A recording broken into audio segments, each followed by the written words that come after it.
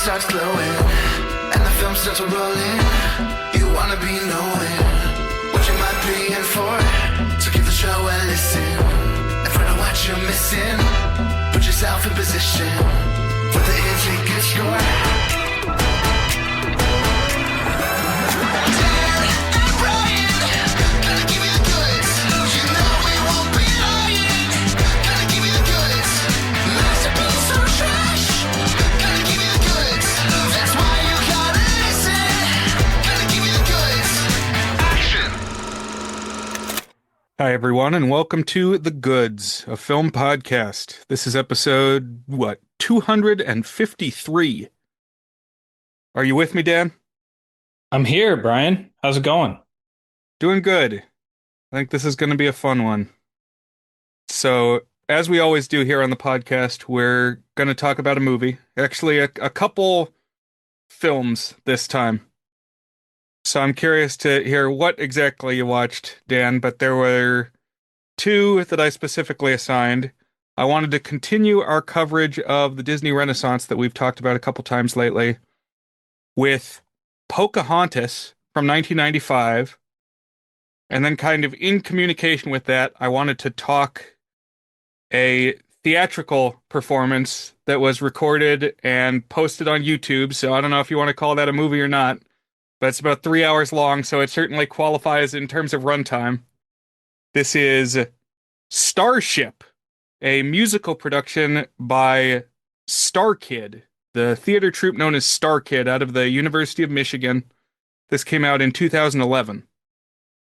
So what was your familiarity with these specifically, Dan, as well as like the broader corpus of Pocahontas likes? Need a name for him. Yeah, what I don't know what it would be. Like the savage something, I don't know. Yeah, I'm tentatively titling this episode Dances with Tropes. Oh, I like that. What about White Savior Monomyth or something like that? Something like that. Anyways, I've seen Pocahontas many times. Maybe 6 or so over the years. And it's been a roller coaster for me on that one, up and down. We can talk about where I currently stand on it. StarKid, meanwhile, we'll talk more about StarKid. This was my first time seeing Starship by StarKid Theater Productions, or whatever they officially call themselves. I actually did not have too much familiarity with many of the Pocahontas likes, whatever you want to call them, things that follow this series of tropes. And I kind of, thinking about it, came up with like an outline. And there's one movie I think gets all of the points pretty much. You called it Dances with Tropes. I called it The White Savior Monomyth. So I kind of watched a whole bunch of them this week. Ones that I had not seen is what I'm getting around to saying here. And that includes the James Cameron Avatar. I had not seen that. I watched that this week. That includes Dances with Wolves and Ferngully, the animated movie. Nice. Well, okay. He kept it a secret. He told me when he was watching the ones that I specifically assigned, but I'm glad that you went above and beyond and watched those, because those were the ones that I specifically called out in my note-taking document. It seems like it was kind of a 90s phenomenon, but Dances with Wolves took Best Picture for 1990, and of course Avatar, the highest-grossing film of all time. Pretty insane, yeah. Came out 2009, so a little later than the rest. But I guess it took James Cameron to realize the $5 billion potential of Ferngully, The Last Rainforest, which came out in 1992. There are variations on a theme. I'm skeptical of, like, it's just, hey, you don't need to see Avatar, it's just Ferngully. But, I mean, it has, like, maybe an 85% plot beat overlap, but the experiences of watching them are very, very different. So I think it's a little too easy to get caught up in the, does it check all of the plot point boxes? There is some imagery overlap as well. So I think those two in particular have a lot in common. But even as I was watching these, I was thinking of other ones that kind of fit the bill. So for example, I was really struck while watching Avatar that How to Train Your Dragon is basically this story too. Except he doesn't, I mean, he sort of falls in love, but instead of like a romantic love, it's like a pet symbiotic friendship type love, affection, you know? Even though there's like a small handful of canon of movies that very directly have this series of tropes, this narrative structure and thematic core, I think there are bits and pieces of it scattered throughout pop culture.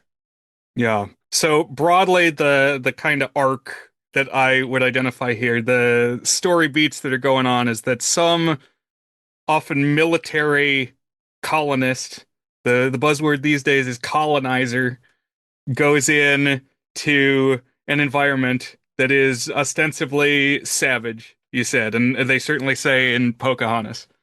Right. But then finds a sexually attractive member of the indigenous population and experiences a bond that then turns them against their original community. There's a little more to it than that, but that's kind of the gist of it. Yeah. It's important that the culture be seen from the outside as savage, but once you get to know it, it's very noble. Indeed. So we should just say it up front. I think part of the reason you don't see quite so many of these in the 2020s is that we kind of collectively have realized that, particularly if it's based on a real culture that is the quote unquote savage slash noble culture, that it's very, very otherizing and dehumanizing. And even in depicting the nobility, it can be a little bit dehumanizing. It's like it kind of reduces them in different ways, even when they are viewed positively, because it's like this isn't a real or normal culture. It's more in tune with nature. It's authentic and natural and sacred in ways that real people aren't. But like even there, you're kind of saying it's different. It's not, it's separate from what the accepted is and should be, you know. They're different from us, which means they must be evil, which means they can't be trusted. All-time great lyric. And then the other piece, the key arc. So you talked about they fall in love and they join the culture, but then they have to like initiate themselves into the culture and adopt their ways and maybe even get a name. They got to become Turok Makto. To what is that? That's when Jake Sully Oh, rides yes, the yep. Great Leonopteryx, Dan. I guess you can just make up words. It's not just enough to tame a regular banshee. He's got to tame the super banshee. I was gonna go for get a name like Dances with Wolves, which I did not know until I watched that the source of the title was the Native American name that the Sioux tribe give him. Dan with wolves. I don't know where I was going with that. I wasn't really going anywhere. I was trying to see if I could iterate on that. I couldn't come up with anything in the 5 seconds after you said it. But in addition to all of that, the ones that I specifically assigned, all the ones that Dan opted to watch so that we'd be on the same page, I threw one more into the mix. This is a Trojan horse. Yes, I had Dan watch my thesis film, which is finally almost done and out into the world, Yay! Woohoo! which is called The Lobsters at Beach Party Point. And Dan, did it make sense to you why I had you watch that? Definitely, yeah. I mean, I think it's a little more in line with like, I mean, you've cited that zombies, for example, is a more direct comparison point. And I would definitely say that thinking about it, zombies has aspects of these movies. It's not a beat for beat match, but it's got a lot of the thematic points and some of the plot points show up too. So the premise of Brian's outstanding short film is that there are these surfers, and all of them, including Brian, look like the kind of people who would be cast to play teenagers in the 50s and 60s and 70s, which is to say, not really teenagers. And they are surfers, like in Beach Party, and they have just won a battle, and they're celebrating their battle, except their battle is a dance battle. They're boogieing. But what should be happening at this moment, but some space lobsters have landed the space lobsters over here talk of winning a battle, and they assume that they have encountered a warlike civilization. And eventually, the lead surfer, played by Brian, crosses paths with a young woman lobster, and indeed, they find each other attractive. They learn about each other's culture, and I mean, it goes down a path of both romance and understanding from there, as these tales often do. So, did I catch the connection, Brian? Well done. Yes, so about a year ago, we talked Lost Skeleton of Cadavra and Teenagers from Outer Space, which were major influences on my film. They kind of provided the genre elements, but the story elements come from Pocahontas and Starship. So think of this as kind of part two of my thesis film tribute podcast.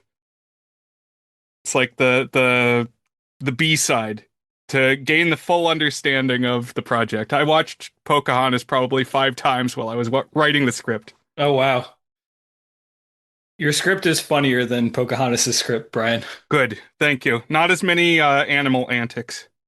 The Movie Call podcast, which is the one our listener and Discord regular Mitch is the co-host of.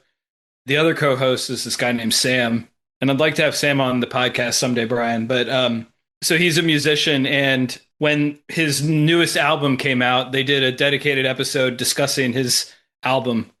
And so I was thinking that maybe when yours is done, Brian, when you have all the I's dotted and T's crossed and it's finalized, we can maybe do a special on your student film and kind of talk through the production of it and the how it turned out and anything else you might want to share about it.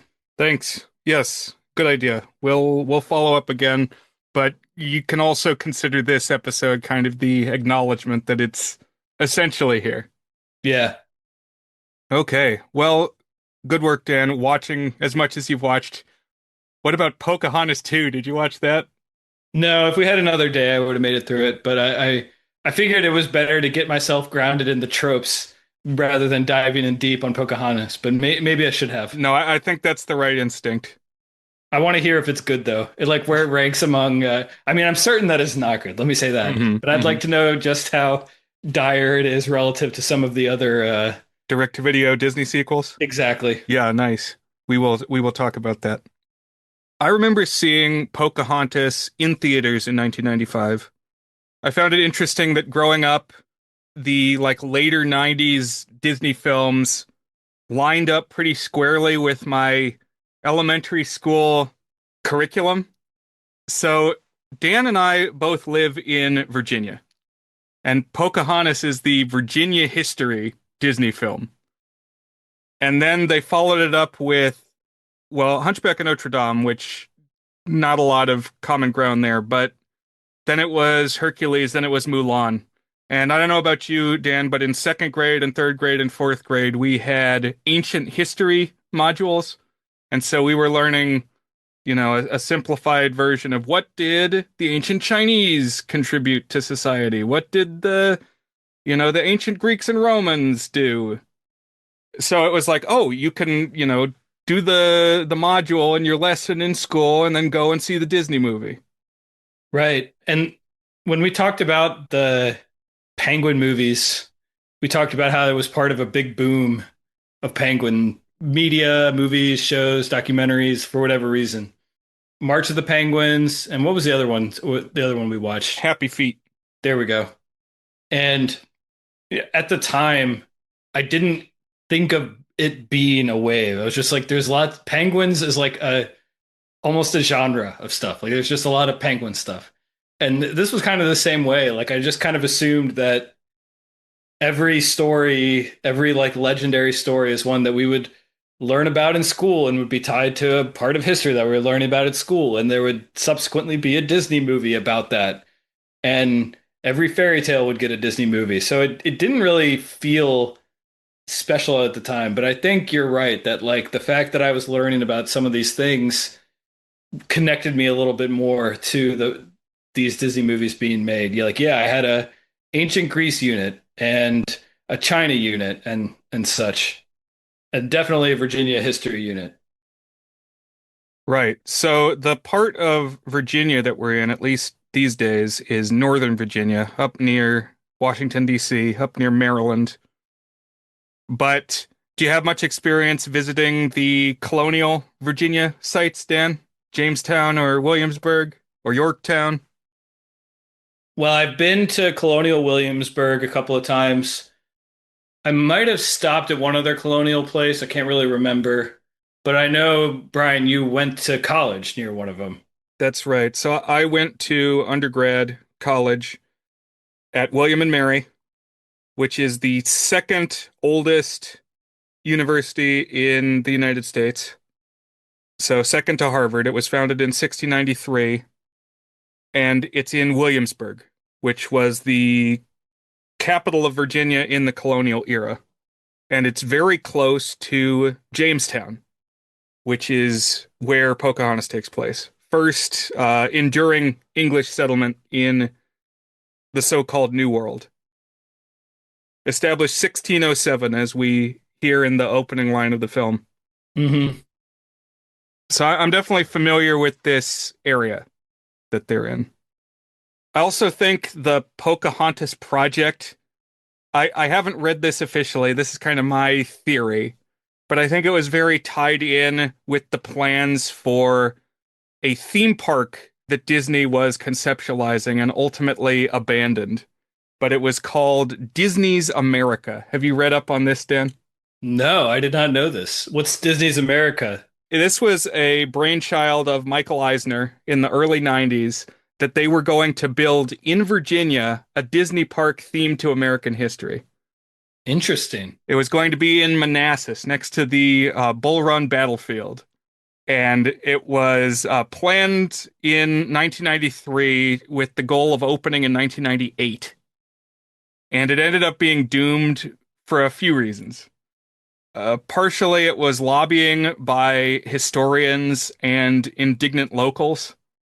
You know, wealthy Northern Virginia folks who are like, "What do you mean you're going to bring the Disney riffraff here? Just suddenly make this a tourist attraction." But also, you mean you're going to dig up the battlefield and like replace it with a parking lot? Or what's going to have a Disney park here? Hmm. Another part of it is Virginia weather is not conducive to a theme park that would need to be open and making money all the year round. Like the reason that Disneyland is in California and Disney World is in Florida is because it's warm there most of the time. Unlike in Virginia, where you got things like Busch Gardens and King's Dominion that are open, May to October.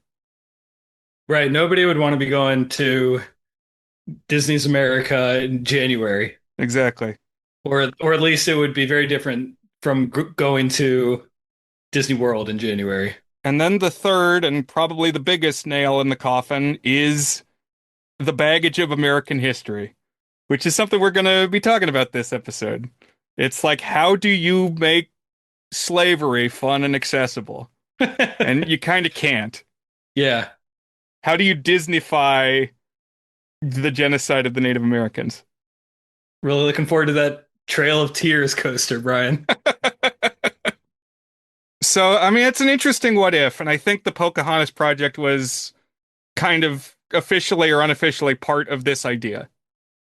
They're like, hey, let's tell the stories of America. And like at the Disney parks that stand, you have some of that. You got the Hall of Presidents, you've got the one at Epcot, American Experience, where they do have some historical stuff.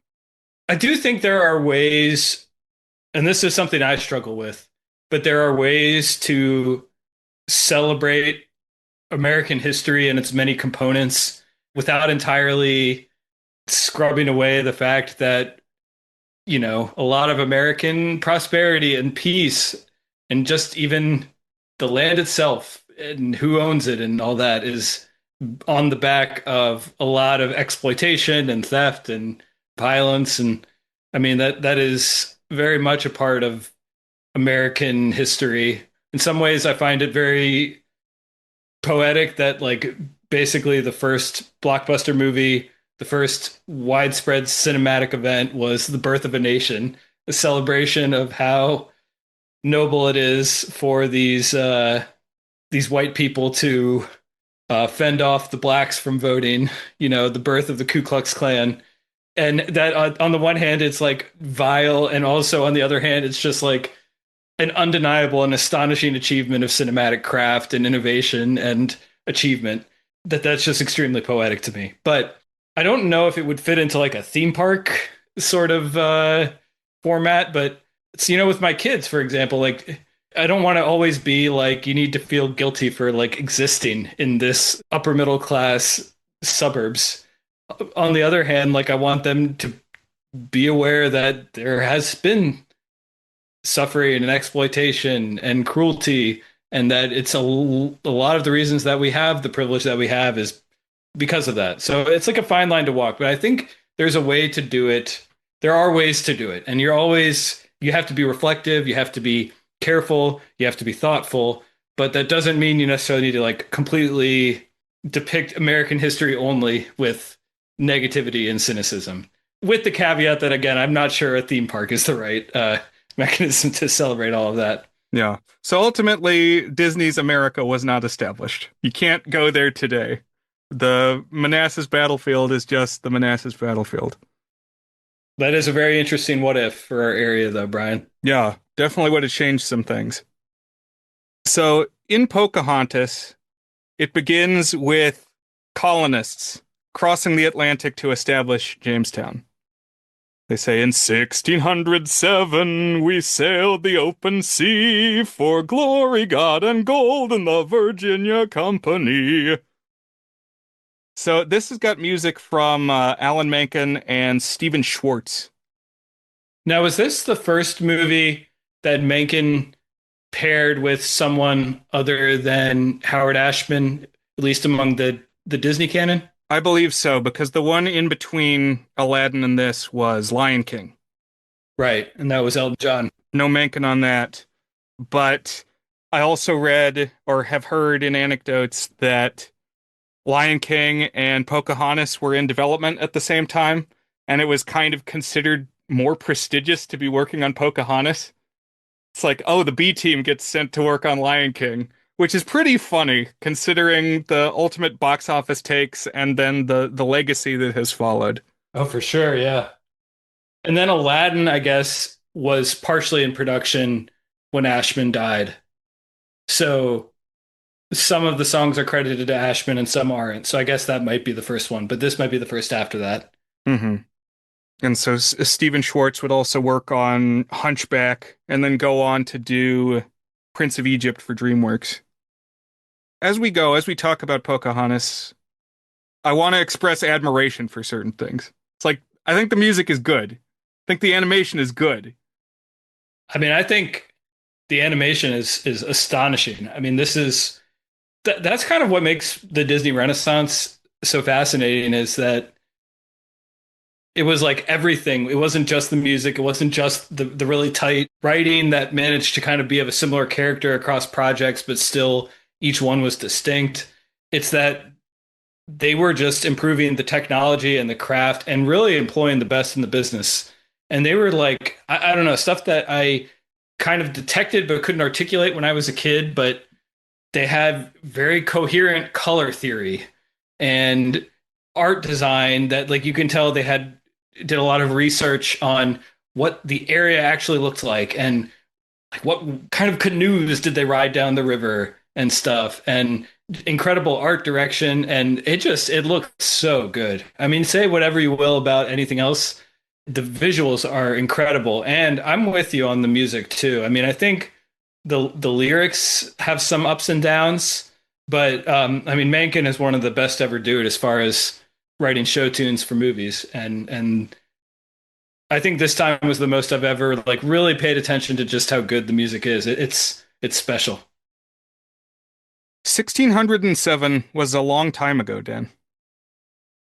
Yeah, we're celebrating the 250th anniversary of our country this year, as we have talked about, but that's over 400 years ago that Jamestown was founded. Right, so there had been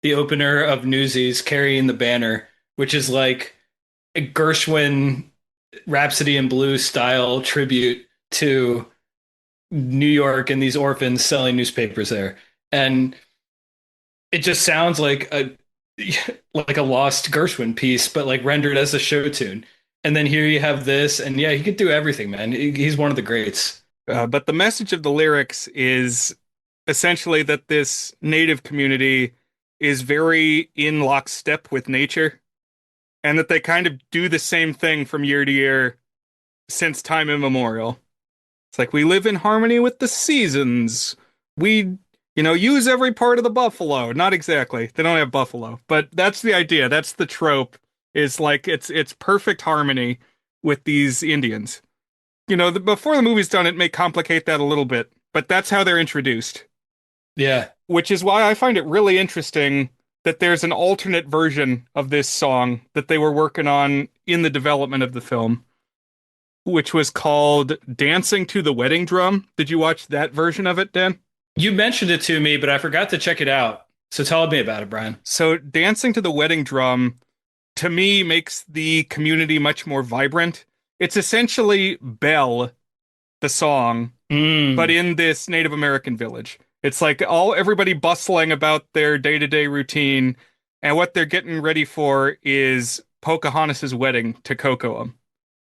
But they're like, I'm gonna cook turtle steaks, and I'm hunting venison, and the women are sewing your dress, and it's all that the community is working together, and it's like made up of a variety of individuals, though, and that there's also kids. There's like kids have a verse. This group of English settlers is led by the military captain John Smith and our Disney villain for this movie, who is Governor Ratcliffe, who they don't say in the movie, but his name is also John. He's John Ratcliffe. It's enough Johns. Yeah, the Johns never end in 1600s England, kind of like in the American Revolution, how everybody's George. It's Georges fighting Georges in the American Revolution. It reminds me of that really old YouTube video, the Pachelbel rant. Do you remember that one, Brian? Oh man, I remember it. That all the songs have the same chord progression. Yeah, but he says, I bet his name was Johann. It's always Johann. And I think of that sometimes. And in fact, it is Johann Pachelbel. And here it's Johann Smith, played by Mel Gibson. Does he do his own singing? It looks as though he does. I mean, like they have a different person credited as singing for Pocahontas, different person singing for like the Indian chief, but I don't see that listed for John Smith. So I'm thinking that Gibson is singing here.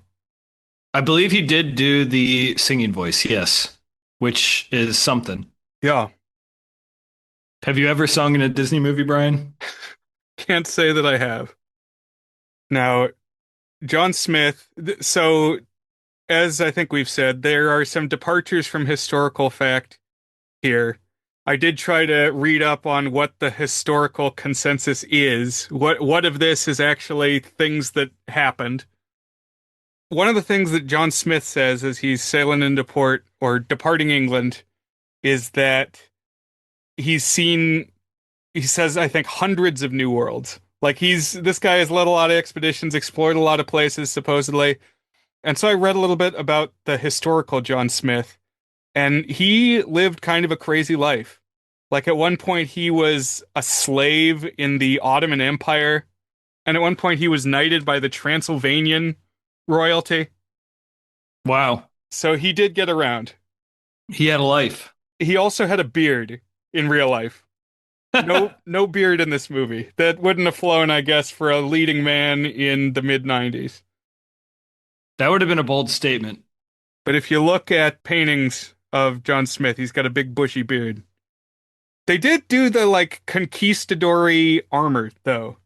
So it's like they clearly did some like dramaturgy regarding the clothes. Oh, definitely. Disney at this time was famous for that kind of stuff, even if they weren't 100% fastidious. Like the bows in Ratcliffe's hair, I bet that was based off real portraits. Maybe not of him, but of people at the time. Yeah. And in 1607, John Smith would have been about 28 years old. And Ratcliffe is voiced by David Ogden Stiers, who I only realized like when I was doing my Disney marathon like a year and a half ago. He's all over these Renaissance movies, Disney Renaissance, because he's Cogsworth in Beauty and the Beast, and then he's the Archdeacon in Hunchback of Notre Dame. Here he's doing Ratcliffe and Ratcliffe's little Smithers guy, Wiggins. Wait, he's doing both of them? Yeah. Bro. I love any time that a voice actor does this. I'm not sure why it happens so often, other than just to show versatility, but it's the Burns and Smithers trick. It's put somebody in the booth and have him yell at himself, boss himself around.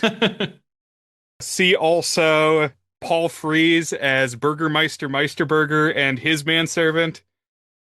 See also Justin Roiland as Rick and Morty. And also this podcast, the listeners haven't figured out that we're the same person. Wow, that would be a great trick. But even before the English ship gets there, Chief Powhatan sails back into the village in his war canoe. Because he and the Powhatan war band has just waged some kind of battle against a neighboring tribe. Like, we did it. We've defeated the Massawamaks. And so we never see a Massawamak. We don't know what their beef was, but we know that even before this outside group comes in, there is the possibility for strife even among the local tribes. And I think, people could criticize this as like whataboutism, equating the tribes with the settlers who are coming in. But I don't know. I think it's interesting in that it shows, it kind of complicates this idea that everybody's in perfect harmony before the white man comes. Yeah, I think where the both sidesism hits its roughest patch is yet to come, but this is definitely planting the idea there. I have some thoughts about savages in particular when we get there. Mm-hmm. And pretty soon we meet Pocahontas as well. She may have been at the periphery up to this point, but we get her like big I want song. So Powhatan comes back, the chief, who's her father, and has won this battle and says, "Hey, the most prestigious and powerful warrior, Kocoum, has asked for your hand, Pocahontas, in marriage." And I said, "Sure," because he's awesome. And Pocahontas is more ambivalent. Yeah, every one of these movies got to have like a perfect on paper member of the tribe for the love triangle, you know. Dances with Wolves and Avatar. I'm pretty sure there's one in Avatar. There's definitely one in Ferngully, and that guy's a dweeb. Played by Christian Slater in Ferngully. His name is Pip, the fairy boy. Just what you want to be known as. Yeah, Zach only has to be more manly than the fairy boy. But yeah, I'm trying to remember what the guy's name is in Avatar. He's definitely there. He's the one who gets the dramatic fall off of the flying machine. It like Mhm. goes into slow motion. He goes tumbling off into 3D parallax. One big difference in the alternate version of the opening song, the dancing to the wedding drum, has Cocoa much more vocal. He is basically Gaston. Mm. And so he goes up to Pocahontas and he's like showing her the house that he's building in the village, and he says, "In this house I'll keep you safe. Here I can protect you from any danger that may lurk, any stranger that may come."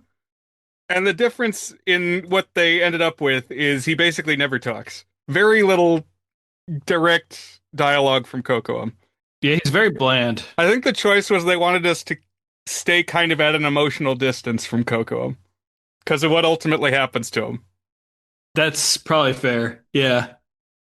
not complicate the love triangle either. It's like, well, Mhm. he's got a point. Right. And Pocahontas has a female friend, which is like vanishingly rare among Disney princesses. Pretty much the only other one is Tiana. But yeah, she's got a girlfriend that she talks with and, you know, just has a established rapport with. Cocoam was so bland, and like the affection between Pocahontas and her girlfriend is so warm that I was wondering if like that is a popular ship among Pocahontas lovers out there. Especially she has like a kind of a twinge of jealousy a little bit later in the film. Hmm. Also, yeah, I mean, I think there's several layers to it, but Nakoma expresses interest in Kocoum. It's like, well, if you're not going to play Pocahontas, pass the controller. She had her get off the pot with Cocoam. That's right.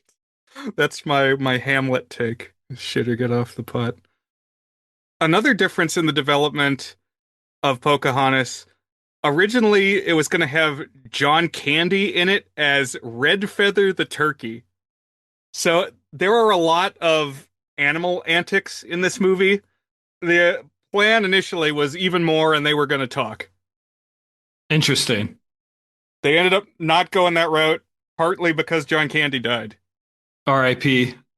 I used to think this had the worst animal sidekicks in the entirety of Disney Renaissance, but I think at this point I've kind of inoculated myself to them. They don't bug me too much. There's some funny slapstick gags, but not my favorite, I would say.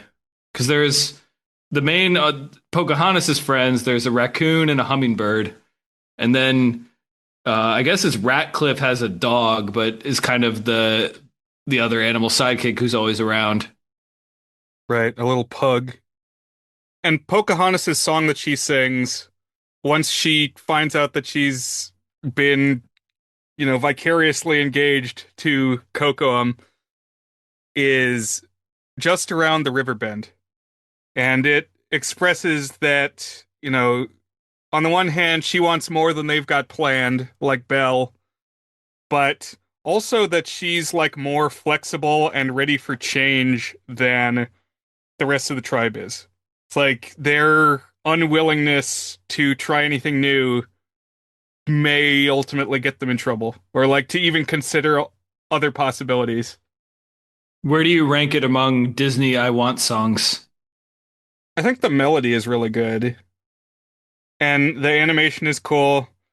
I mean, it's decent. It's a good one. What do you think? Yeah, it's not my favorite, but it's good. It's not bad at all. Yeah, I paused to think about the lyrics and then realized I was thinking about the lyrics of Colors of the Wind. I do think it suffers because it's like a similar texture to the next song, which is Colors of the Wind. Like they're both sort of marching, upbeat, but slightly tinged with ballad. So it's like they just kind of sound kind of similar. Hmm. It used to bug me with La La Land too, because I thought the first two songs sounded a little too similar. But she's got this cliff that she can jump off of and watch the surroundings from. And it's basically Pride Rock from The Lion King. So I don't know who at Disney came up with this pointy rock lookout thing, or if there's anywhere in the world that is really like this. But it's essentially the exact same promontory shape. A joke that I've seen multiple times over the years is that this sort of giant mountain thing doesn't really exist in coastal Virginia. I mean, there are mountains in Virginia. It's just you got to go out to West Virginia, John Denver country. Okay, I think we talked about John Denver when we were talking about the ridiculous old Virginia boundaries.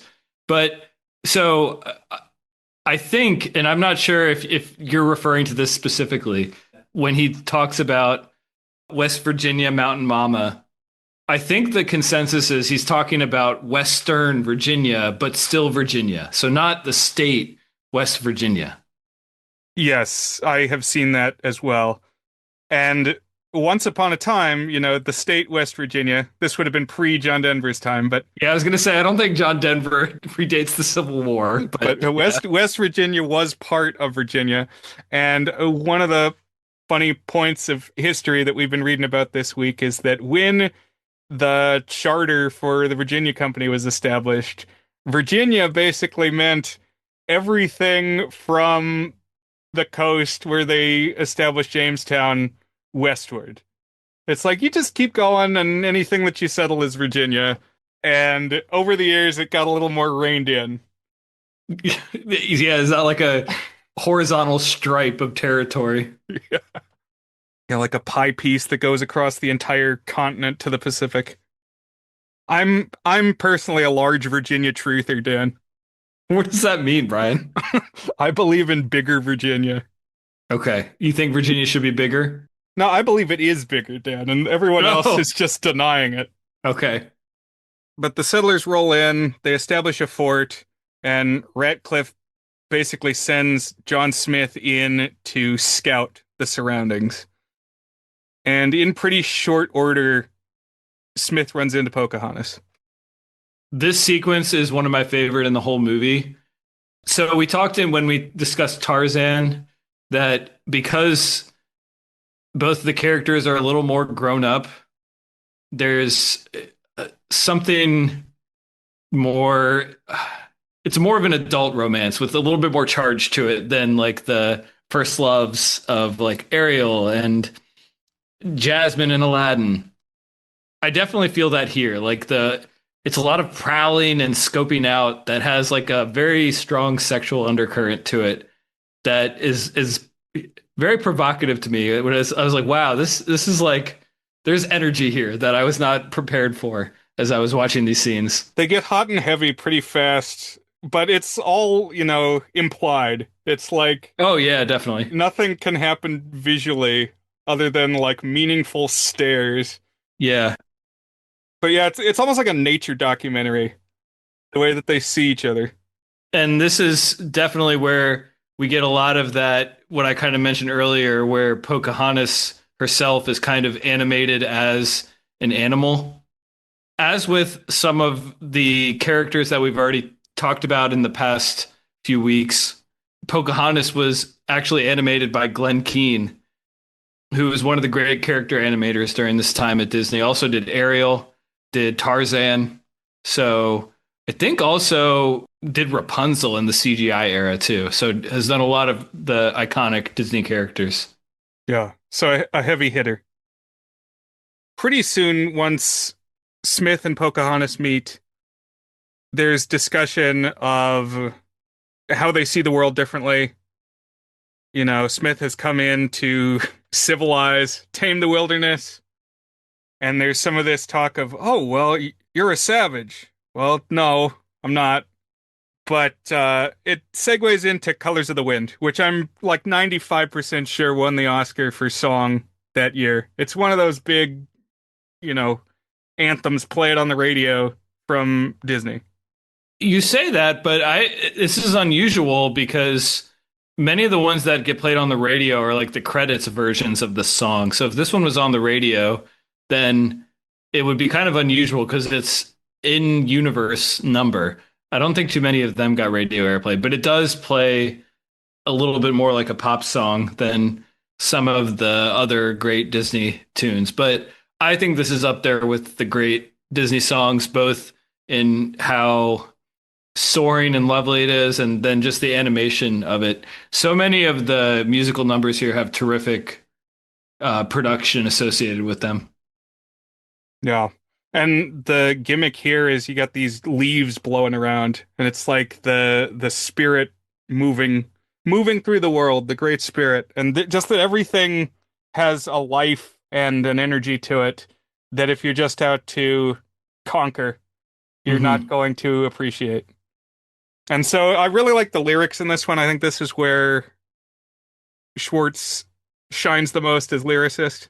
Because it's got, you think you own whatever land you land on. The earth is just a dead thing you can claim. But I know every rock and tree and creature has a voice, has a spirit, has a name. What else is there? There's, you can own the earth and still, all you'll own is earth until you can paint with all the colors of the wind. So I really like that double use of earth. Like it's the planet, but it is also dirt. And she's saying it's more than dirt. Come run the hidden pine trails of the forest, come taste the sun-sweet berries of the earth, come roll in all the riches all around you, and for once never wonder what they're worth. It's a good one. Yeah. I'll link some like covers of some of these songs too that I've found over the years and appreciate. But yeah, this is kind of the whole ethos of these types of movies that we're talking here.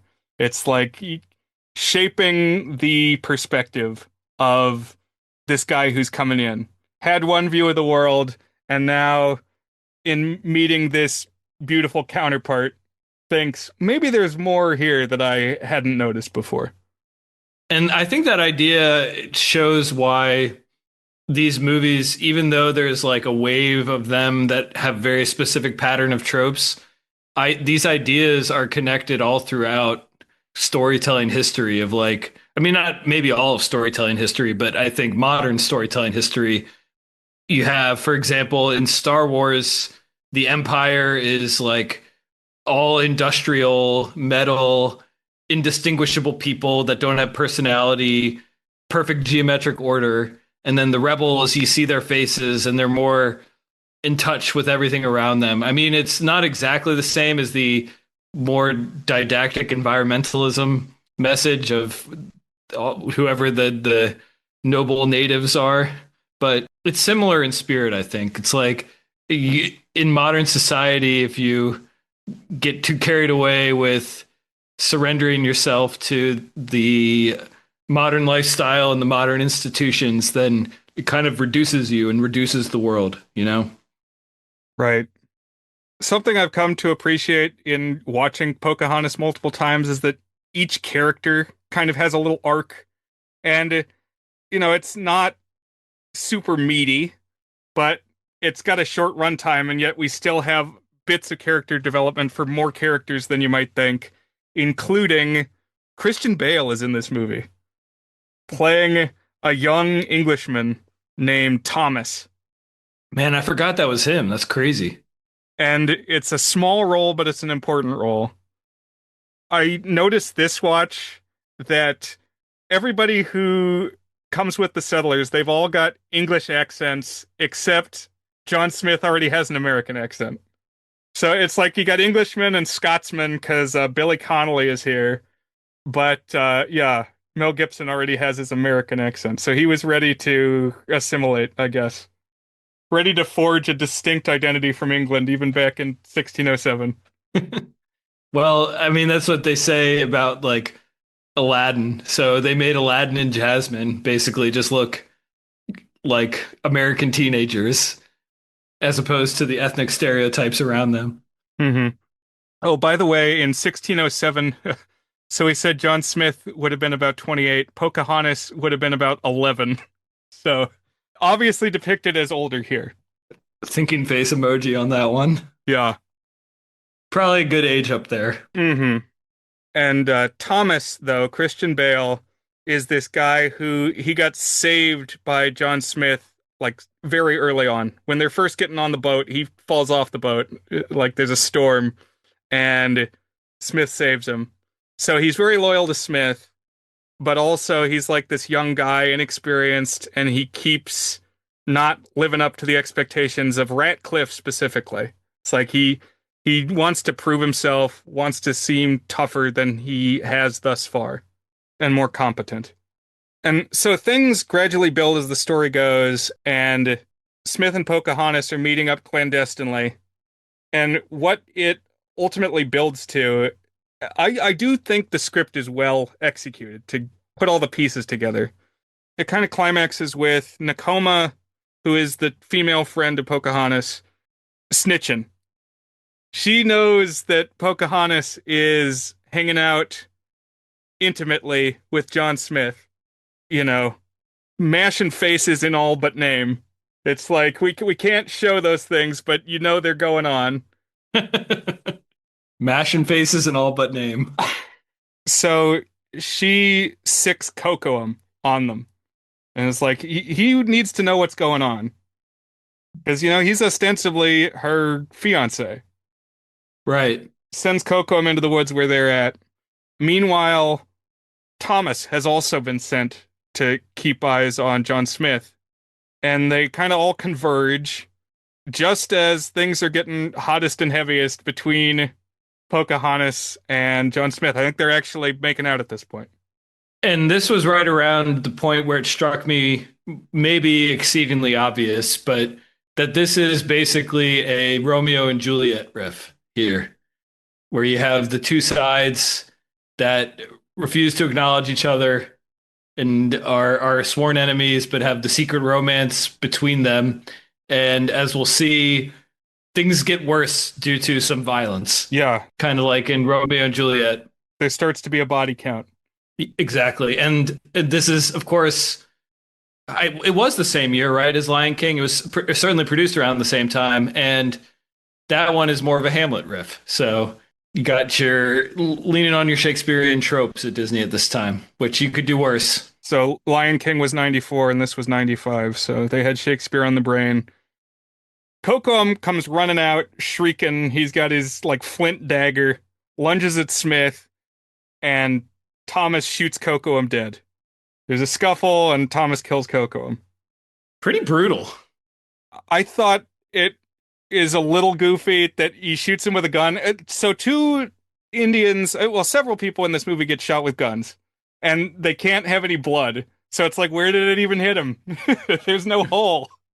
Interesting. It's a death stick. He got Avada Kedavra. The gun versus bow and arrows thing is very important in Dances with Wolves, too. It's been a while since I watched Dances with Wolves. I did in the last few weeks watch Ferngully and Avatar. I guess I'll just throw in here. I thought Ferngully is kind of corny, but fine. It's fun. It's well animated. The story. It's got some like fun vocal performances because you got Robin Williams as the weird bat who I don't even know why he's there, and then you have Tim Curry just doing a deranged performance as pollution personified. The sexy, seductive embodiment of toxic pollution. Exactly. And that's actually the thing that puts it most at odds with this subgenre, this niche of stories, because what it should be is, and it sort of is, but it should be like the main villain is someone who is allied initially with the main character, you know? And I mean, I guess that like he was someone who cuts down trees, so it kind of fits.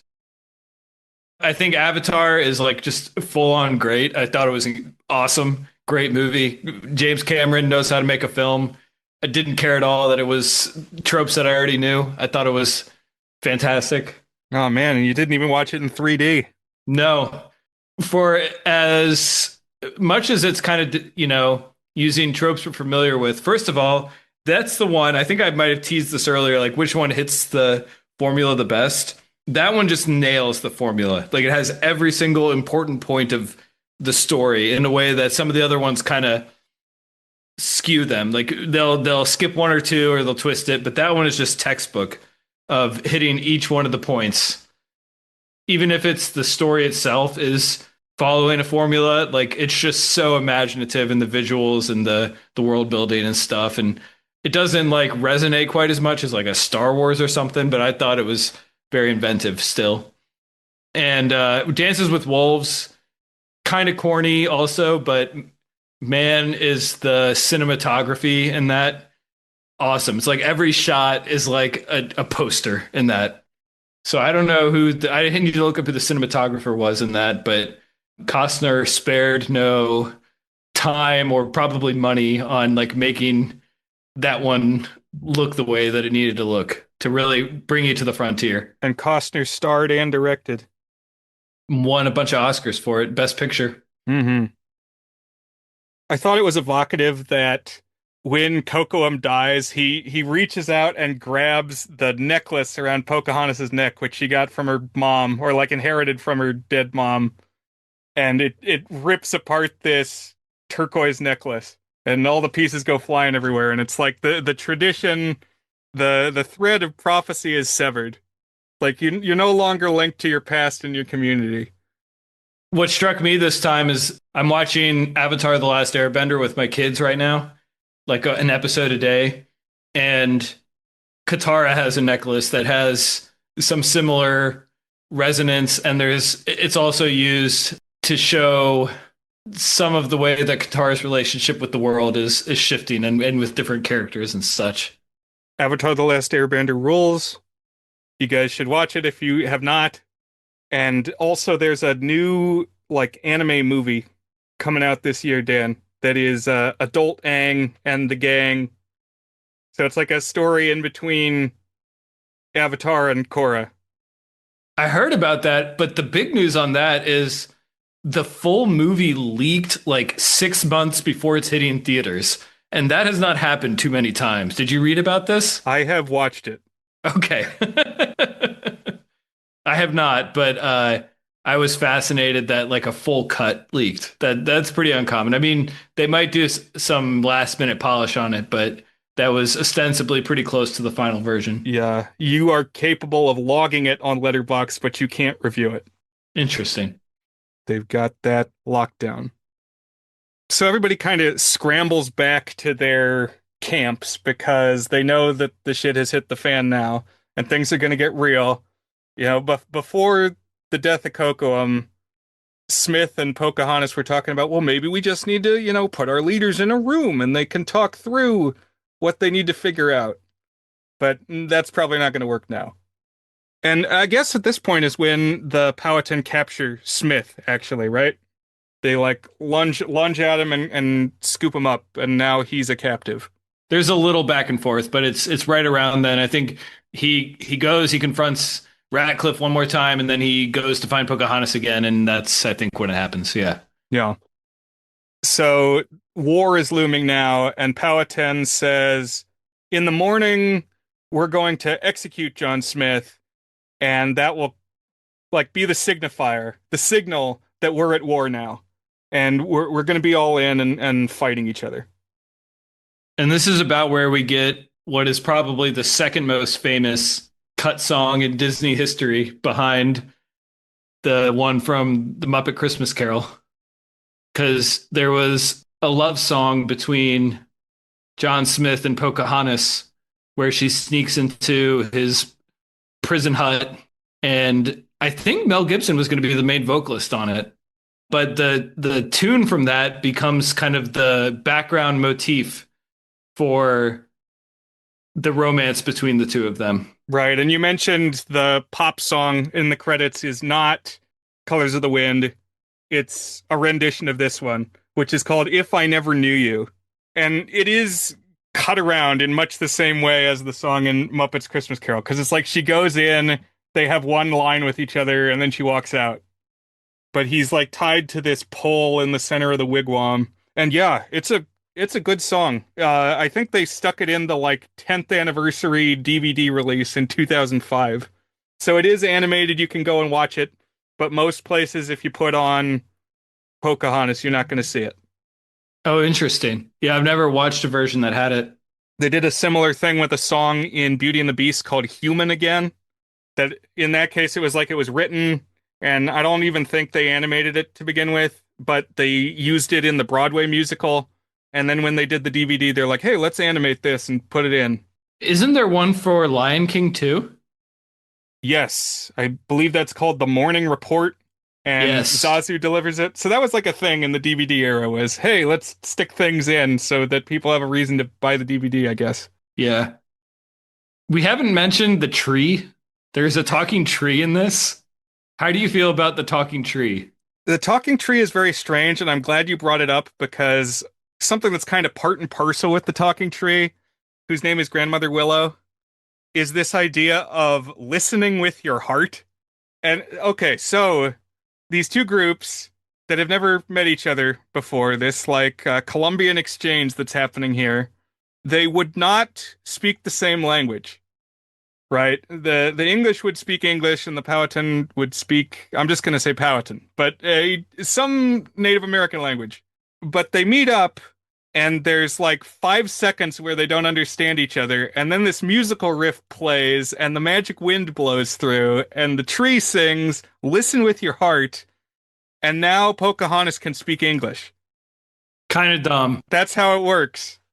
At that point, it's like, just don't even have that. Just have them both speak in English the whole time, and I feel like I'd be less likely to even think about it than the weird magic hand waving that if you love, you can cross linguistic boundaries instantly. Bro actually thought that the power of love wouldn't give you universal language.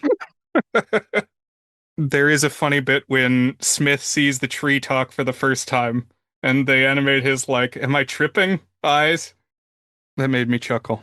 Yeah, my thought was I'm not sure we needed a talking tree in this one. Probably could have worked around that one. I concur. The morning rolls around, and they're like getting ready to drag Smith out and smash his head on a rock.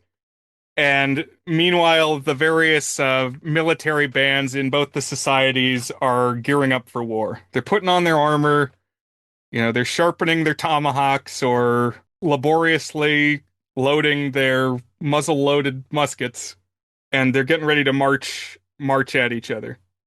And this song is Savages. If we had Howard Ashman, this one would have really clever lyrics. And it's got a couple of lines to it, but the Beast song, which serves a similar purpose, I don't know. That one I just admire more every time I hear it.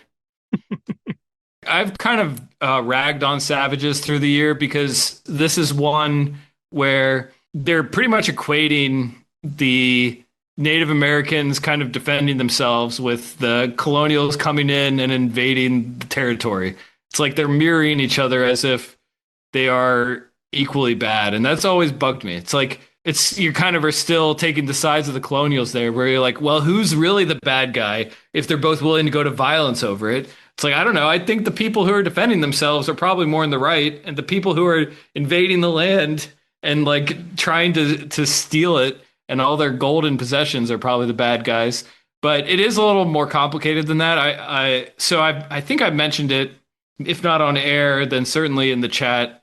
Hunter Allen, who we've had on the podcast to talk about animated movies before, he wrote a review that really opened my mind to this movie, where he gave Pocahontas a 9 out of 10. And he made a defense for Savages, which is, first of all, that it's a tremendously produced number. And that I do agree with. They're doing really interesting stuff with color and form of animation to kind of express the way that like everything is leading to this powerful and dangerous climax. And the colors are very intentional and provocative. Yeah, I love the colors. So there's like these fires that are billowing smoke up over each of the groups, and it very prominently uses orange and purple. And it's like the Indian group is more purple with a little orange, and the English group is more orange with a little purple. But it's like really cool to look at. I don't know. Yeah. And yeah, establishes this sense of menace. It's got like an abstraction to it too. Yeah. But thematically, the defense that Hunter Allen makes of it is that it's not equating the two in the sense of who is right and who is wrong overall, but more that bloodlust dehumanizes regardless who you are. It reduces not just yourself, but the way that you view everyone around you, regardless your perspective, which is an interesting way of thinking about it that had not occurred to me before. And I kind of see it. There's definitely like in their mass mob fury on both sides, they become like a fully, they're in sync, but they are still less human as a result. And I think that's kind of fascinating. I'm not sure I fully agree, but I think it's a fascinating take. Yeah, I like that. One of the lyrics is, it's the Powhatan tribesmen talking about the Englishmen, and they say, "This is what we feared. The paleface is a demon. The only thing they feel at all is greed.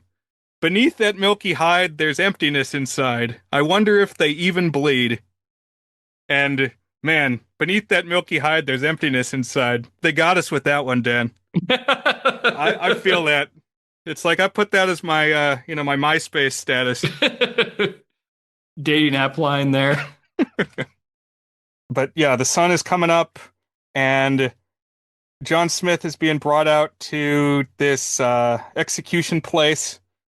And meanwhile, there's this little reprise as Pocahontas runs through the woods because she's determined through talking to the tree that she has to do something to directly intervene and stop this. And so she runs into the midst of everybody and throws herself between the war club that her father is wielding and Smith, who's bound up on the rock. And she says, "Stop. If you kill him, you're going to have to kill me too." And this is the famous visual. This is like the reason that the movie was made. This is the inspiration. This thing that supposedly happened of Pocahontas intervening so that John Smith didn't get executed. And so, Dan, have you read about the historicity of this? Not really. Okay, so I did some research, and what's interesting, I mean, you'll hear plenty of people say, "Oh, this never happened. It was made up." But what I found interesting is that the story goes at least as far back as 1614. So, like, if it didn't happen, it was at least an almost primary source story, and it comes from John Smith. It comes from Diaries of John Smith, but like we don't have anything that says in 1608 or 1609, "Hey, this happened." Interesting. It's like something that he wrote about afterwards and may have had vested interests in presenting a certain way. Okay. But it's a story that's been around for a really long time. It's not a modern invention. You know, it predates things like George Washington chopping down the cherry tree because it predates George Washington. It's like, it's still an anecdote from a very long time ago. One theory that I read that was pretty interesting, and I don't know what the evidence for this is, but one writer said that perhaps it was a mock execution all along. Like it was basically just to show that they had Smith in their power and to convey that he was at the mercy of the chief. Like all along, the plan was, you know, we're not really going to kill him. It's like, Pocahontas, you're going to step up at the last moment and say, "Wait," and you know, it'll show that I'm a merciful leader. Interesting.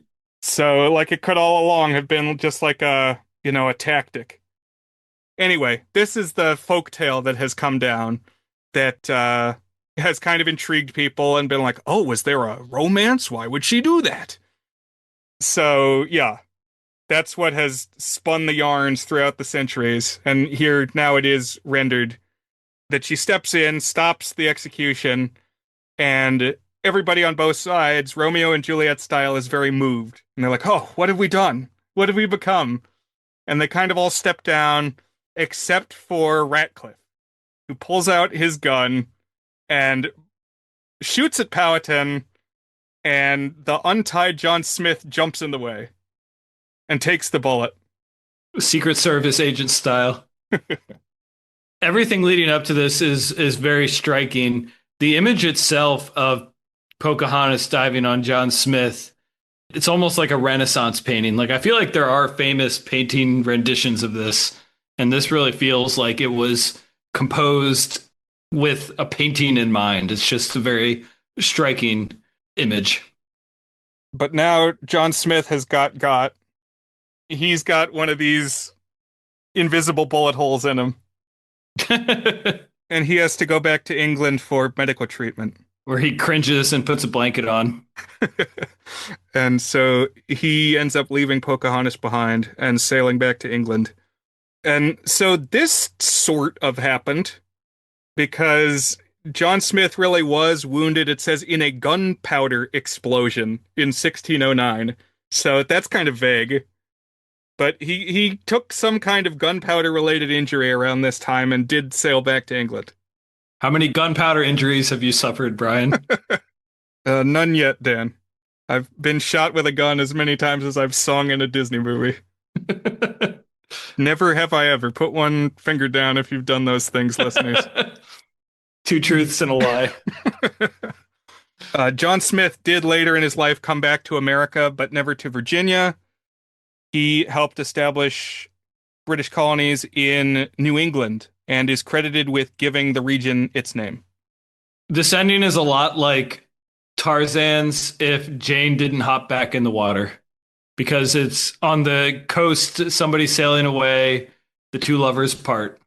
Yeah, it's kind of a downer, but I think they realize they're like, well, we can't have them get together because that's not what happened in real life. And if we say that that's what happened, people will say, no, it didn't. They'll go to Disney America and say, "What's the truth about Pocahontas?" I don't know. It Hmm. didn't stop them from completely butchering Greek myth and Roman myth in Hercules, but I guess that's different because it's not a real person Right. And a little more distant. and not quite so culturally sensitive, I guess. Hmm. And so I read up a little bit more on what did actually happen to the dramatis personae in this story. The real historical figures, what happened. And the Powhatan and the English really did go to war. First from 1609 to 1614. So basically, as soon as Smith gets on the boat and goes home, they went to war. And so during this war, Ratcliffe and like 25 of the colonists at one point got ambushed by the Powhatan, and like most of the settlers in this band got killed. Ratcliffe got ceremonially flayed alive.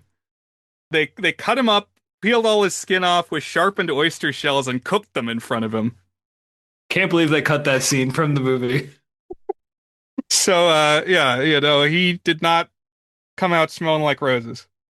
And actually, what helped establish peace in the end of the war in 1614 is that Pocahontas was married to another John who came, who was John Rolfe. They Because can't keep getting away with it with the I Johns. don't know how to hear any more about Johns. And John Rolfe was the guy credited with introducing tobacco as a Virginia cash crop. So that's a fact that you learn if you're taking fourth grade Virginia history. And so this guy married Pocahontas, and they ended up sailing back to England where they were celebrated by King James. And this is the plot of Pocahontas 2, which was a Disney direct-to-video sequel in like 1998.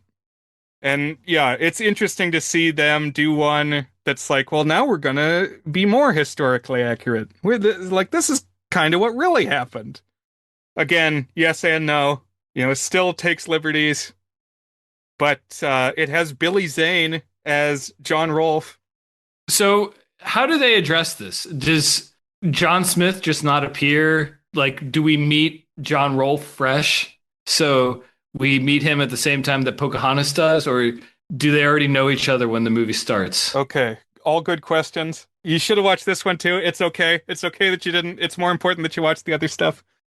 So, like the opening song, a Pocahontas hears that John Smith died because in the movie, Ratcliffe has gone back to England and like was able to intercept the bad press about him being a villain before it reached the king. So it's like he's able to still have his prestigious position.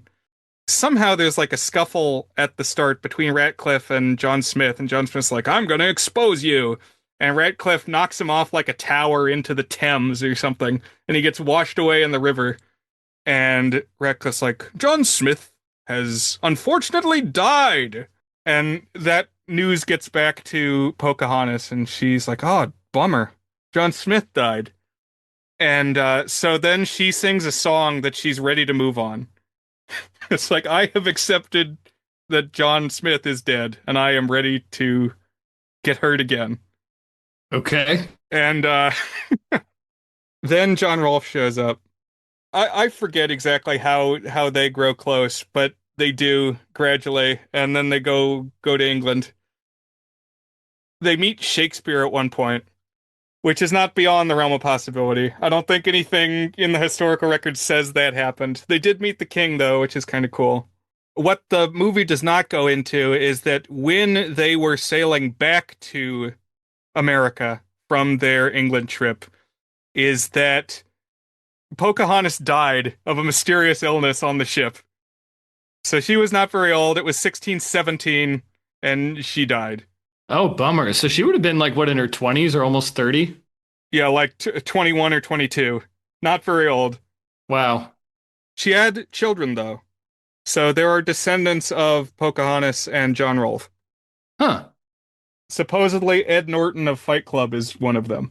Whoa. That they should have cast him in this. Oh, and also John Smith in Pocahontas 2. So he didn't die in the river. Turns out he's still alive. And so there's an awkward love triangle, and he kind of has to step aside because now she's with John Rolfe. But in the movie, he is voiced by one of the Gibson brothers, Mel Gibson's brother. I love it when they have brothers of famous actors. I think Tom Hanks, there's a Hanks stand-in too, one of the Hanks brothers. There's Jim Hanks, who voices Woody in like the Toy Story Activity Center CD-ROM. And you look up Jim Hanks and he looks like Walmart Tom Hanks. You're like, that is the guy that they would get to voice Woody in off-brand Woody Toy Story stuff. Or not off-brand, but low rent. Right, third string Woody stand-in. So that's Pocahontas, and a little bit about Pocahontas too. Good stuff. Yeah. What Oscars did Pocahontas get? It got, I think, song. I feel like it had to have gotten song. Let me look it up. Pocahontas. Best musical or comedy score. Wait, did they used to have two score Oscars? And best original song. Yes. Cool. Man. Yeah. According to AI overview on Google, which we know gets it right 100% of the time, at the Oscars, the best original score category became one unified award in the year 2000. Okay. So Yes, it looks like between 1996 and 1999, it was split into Best Original Dramatic Score and Best Original Musical or Comedy Score. That's complicated. yeah. It's like the sound one used to be too. Sound editing and sound mixing. And they said, nobody knows what that is. We got to clean this up. And then, Dan, I also had you officially watch Starship by StarKid. Yes. And this is kind of a whole other can of worms because it draws inspirations from multiple things. Right. So I also watched Starship Troopers this week for the first time. Have you seen that one? I've never seen Starship Troopers. I feel like we got to dive into what StarKid is. But it's this troop from the University of Michigan. So theater kids, college kids, very talented and very into making musical theater.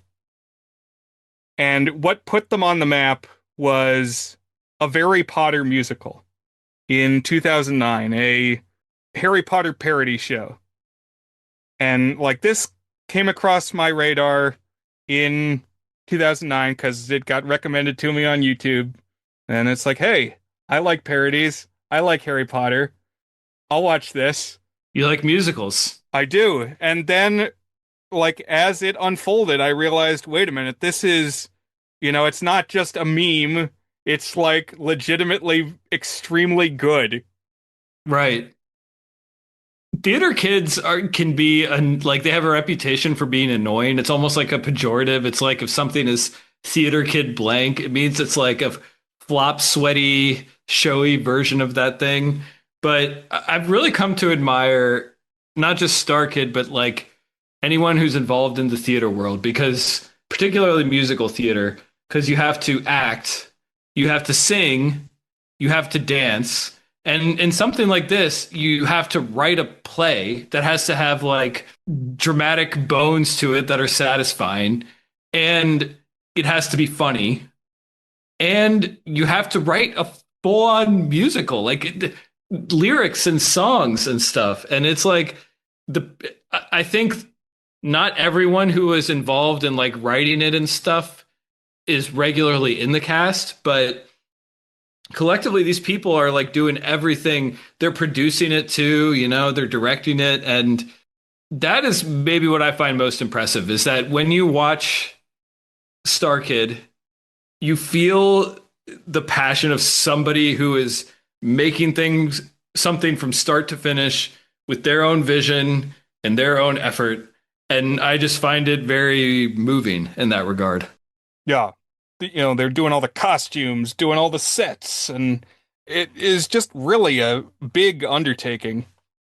And so the one that really blew up was Very Potter Musical. They'd done like a sketch show before that, but that was like their first big full production.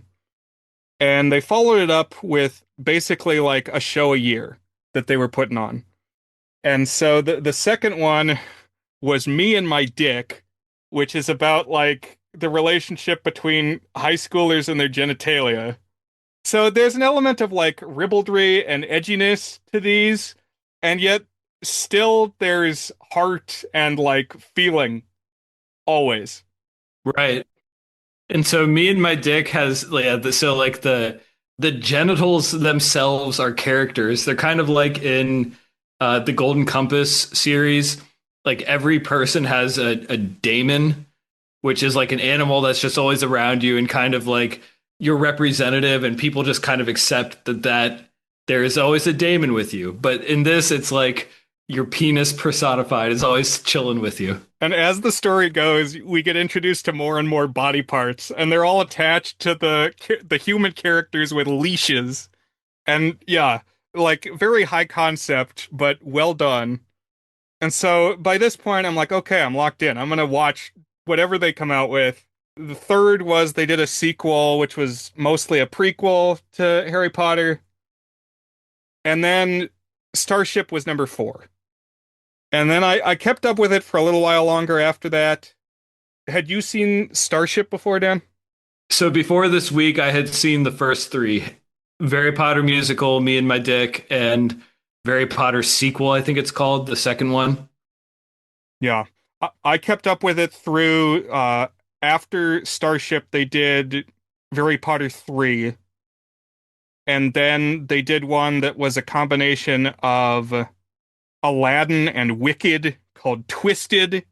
And I watched that one. But I didn't keep up with it after that. I need to catch up. But, some of the team had left by that point. And the key person who had left was the person who played Harry Potter. And if I'm not mistaken, the person who wrote the large majority of the actual music until he left. And that is now Tony winner Darren Criss, who has definitely been on an upward trajectory. Like he's maybe not a super household name at this point, but he has definitely made it. Yeah, he got a big part in like the second or third season of Glee and left to focus on that and has subsequently been in a lot of stuff. The one that I think brought him to the next level was a year or two ago. He was in this one called Maybe Happy Ending. It's like a robot romance. I think actually I was thinking about it. I haven't actually listened to the score. I think it finally came out officially. There was like, it was kind of a surprise success. They hadn't even prepared and released the stage recording or the original cast recording or something. And it's like adapted from Korean or something. I don't quite know. I haven't looked into it fully, but he was one of the stars of that. And it got a bunch of Tonys this past year. Oh, wow. Yeah, showrunner Ryan Murphy, who did Glee, he also has his serial killer show, the anthology show where it's like each season is a true story of a different serial killer. And one of the seasons was about Andrew Cunanan, who I had never heard of before. I feel like that's one of the lesser known serial killers, but he was played by Darren Criss. So it's like a whole season where he's front and center main character. I enjoy when he shows up just like as a guest on things, a podcast or a YouTube channel or something. A video that I've like jammed to a whole bunch of times since I discovered it a couple years ago was there's this band that became sort of internet famous, and then one of the people from that group also made it to Broadway called Lawrence. That's mainly this brother and sister, and the sister is the one who made it to Broadway. Anyways, they did a New York night, a concert, and they did a medley of Broadway songs during that concert.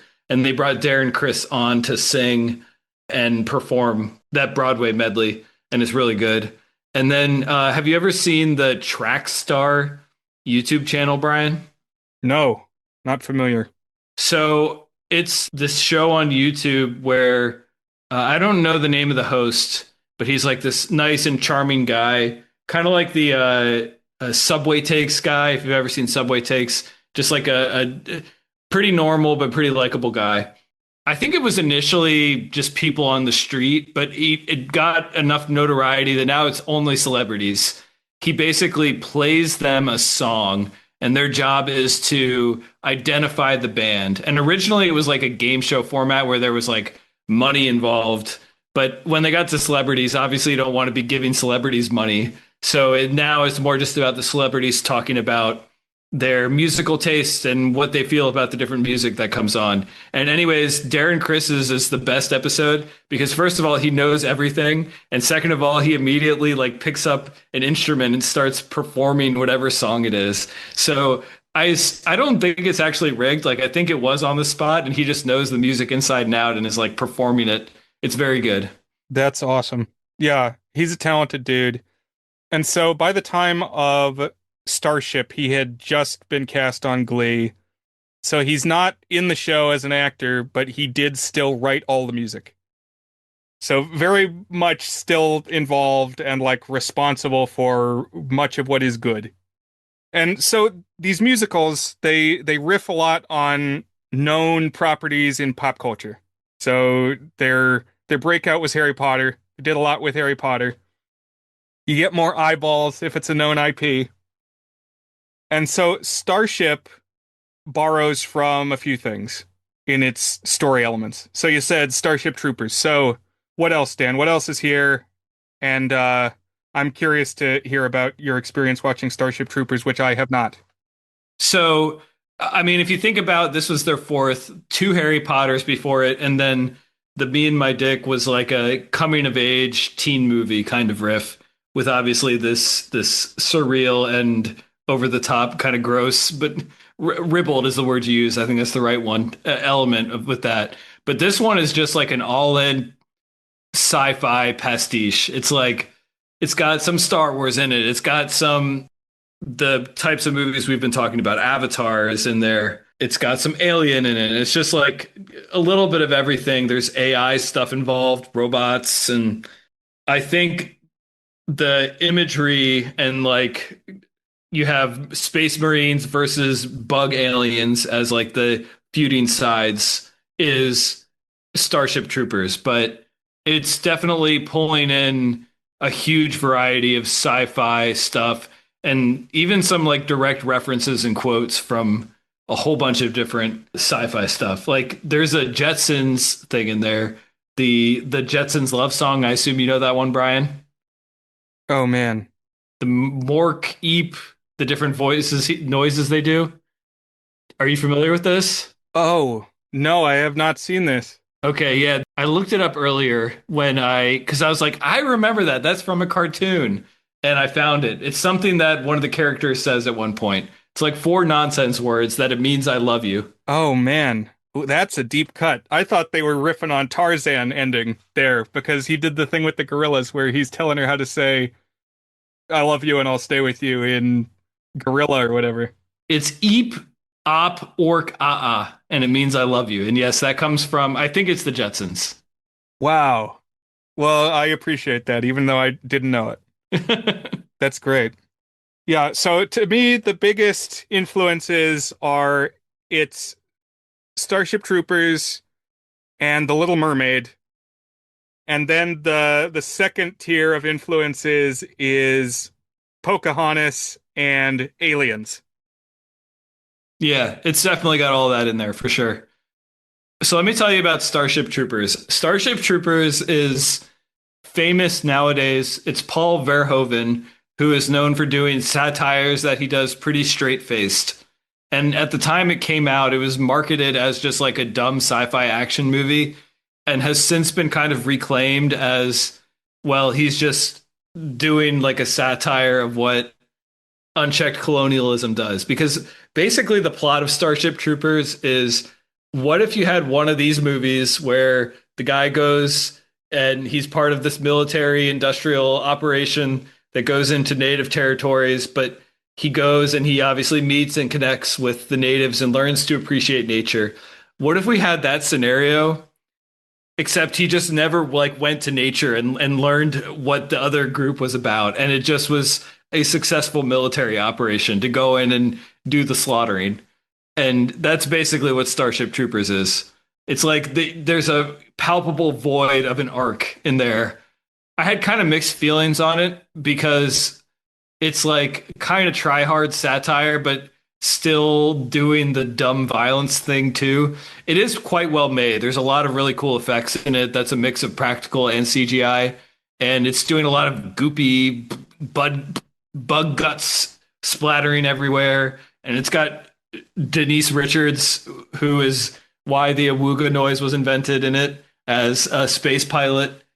It's like well made and kind of has some interesting ideas in it, but it's definitely like running against the grain of the other types of movies we're talking about here. Yeah. So the Star Kids saw this and said, we got to put this arc back in. Mm-hmm. But in reverse. Right. So when it starts out, it begins with this promo video for the Starship Rangers, who are Space Marines. They're the Starship Troopers or the Space Rangers from Toy Story. Honestly, I think this could have used a little bit more Buzz Lightyear, direct Buzz Lightyear nods, but it's that sandbox that they're playing in, is these are Space Marines. And this promotional video allowed some of the people who were also members of the troop, but don't appear in person in the show, to be like members of this advertisement. One of them is AJ Holmes, who was, I think, a writer on the earlier shows and is very prominent in Me and My Dick. He plays the Heart, who is like the doing an Ed Wynn impression. But anyway, here in Starship, he's the voice of the captain's log. Because what we determine is that this video is playing on a crashed ship. And it's just like looping in this abandoned ship. And it has been a source of inspiration for our protagonist, who is a giant insect on a planet of the same. And so, Dan, puppets. We've got giant puppets all throughout. This is intensely Brian core. There's puppets going on, puppet potential for sure here. I love this. Very formative on me, if you couldn't tell. It's just like, man, this is so great. Because the bug walks out. He's played by the actor who was Ron Weasley in the Harry Potter shows. But like the way that they do it is kind of like Lion King puppet style. That like the legs are strapped onto his feet, and then his hands have rods that manipulate like one arm of the puppet and the mouth when he talks. So it's like you can see the human, but you ignore the human. You pay attention to the puppet. I think it's pretty effective too. Yeah. They do a good job. It's like they clearly invested some money in making these puppets look good. And you can tell they're trying to like expand their repertoire, try something new for them, you know? Mm-hmm. Up the production values a little bit. Yeah. And what the bug sings is, I want to be a Starship Ranger. So this is his I Want song. And he's dreaming, dreaming Little Mermaid dreams. Like, I don't want to be stuck in this bug world where I live. I want to be out in space. Well, and then this is, so we're doing parody, but we're also just doing clever inversions, So Mel Brooks was a famous, I mean, he's still alive. He's about to turn 100. A famous parodist. What's the word for somebody who makes parodies? One thing, I was reading Tim Brayton, the head critic on Alternate Ending, and he was talking about Young Frankenstein. And I think that's the one he was talking about, where he made the point that all the best parody comes from a place of love. Yes, you'll often skewer the thing, but you need to appreciate why the thing works in the first place.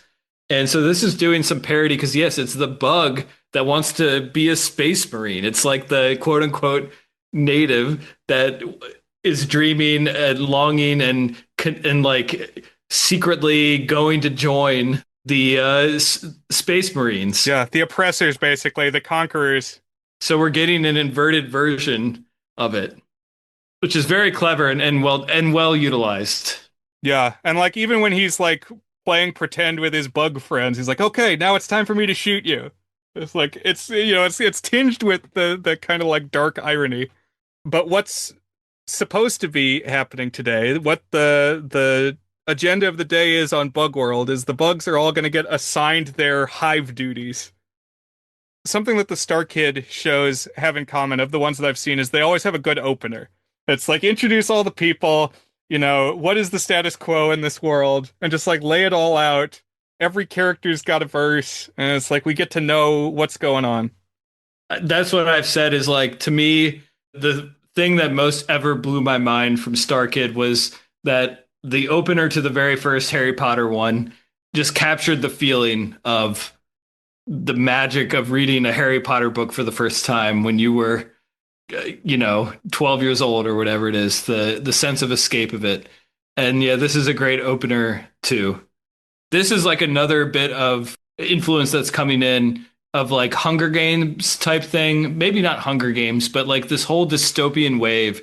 It was such a trope that the stories opened on the day that the dystopian society was giving you your official job that you would have for the rest of your life. Oh yeah, you know what it's like is Ember, City of Ember. Yeah, that one had it. Yep, that one for sure did. Where they're getting their jobs, and we said, "Do you like pipes?" That's the question on the job aptitude test. Better hope you like pipes. And that's basically what happens here. So they all line up and they talk to their hideous queen, giant bug queen, and she gives out the jobs. And Bug, wants to be a Starship Ranger. Is hopeful that that's what he's going to draw out of the hat, which I think chances are very low. I doubt that's in the hat at all. That would be like, all right, your job is foreign invader. Cool. I don't think that's the one that they're giving out at the job store. No, he gets egg planter. So he's going to be responsible for implanting the bug eggs in their mammalian hosts. Meanwhile, a spaceship lands on the planet. It's a human crewed spaceship with Starship Rangers on it. And the science officer ventures inland, is exploring the planet, and ends up captured by the bugs. And they drag her into their hive to be used as food. And she's stupid. She's a dumb blonde. And so we're also getting like tropes of the way that sci-fi writers write women. So it's just like everything sci-fi is being thrown in here. Mm-hmm. Bug sees that she's a Starship Ranger. And meanwhile, she's wrapped up in like spider goop, can't see anything. And Bug decides he's not going to plant an egg in her, freeze her to accompany her back and get to meet the Starship Rangers, basically. And so this is his act of rebellion, his first dereliction of duty from the bugs. But also, the other Starship Rangers have ventured onto the planet to look for the science officer who was captured. And it's all tropes. It's all stereotypes of people that you would have on one of these crews. I've also never seen Aliens, Dan. So Okay. I trust you've seen that one. That's James Cameron, right? Yes, but that's when I saw it in college, so it's been a long time. And I saw it and the first Alien in close succession.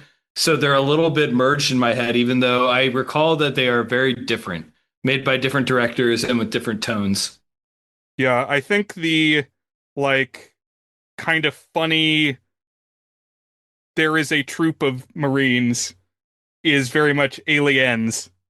Mm-hmm. Whereas in the first one it's more about Ripley surviving. Yeah. It's like the other ones die off and then it's her in the ship. But you know what? I've never seen Alien 1 either. So I've got some gaps to fill. I got to pull a Dan and go above and beyond and watch, all the things, so I understand all the tendrils. Or I'll just assign like every movie ever made for one of my episodes, and then you have go. Then I'll have to. Good Yeah. plan.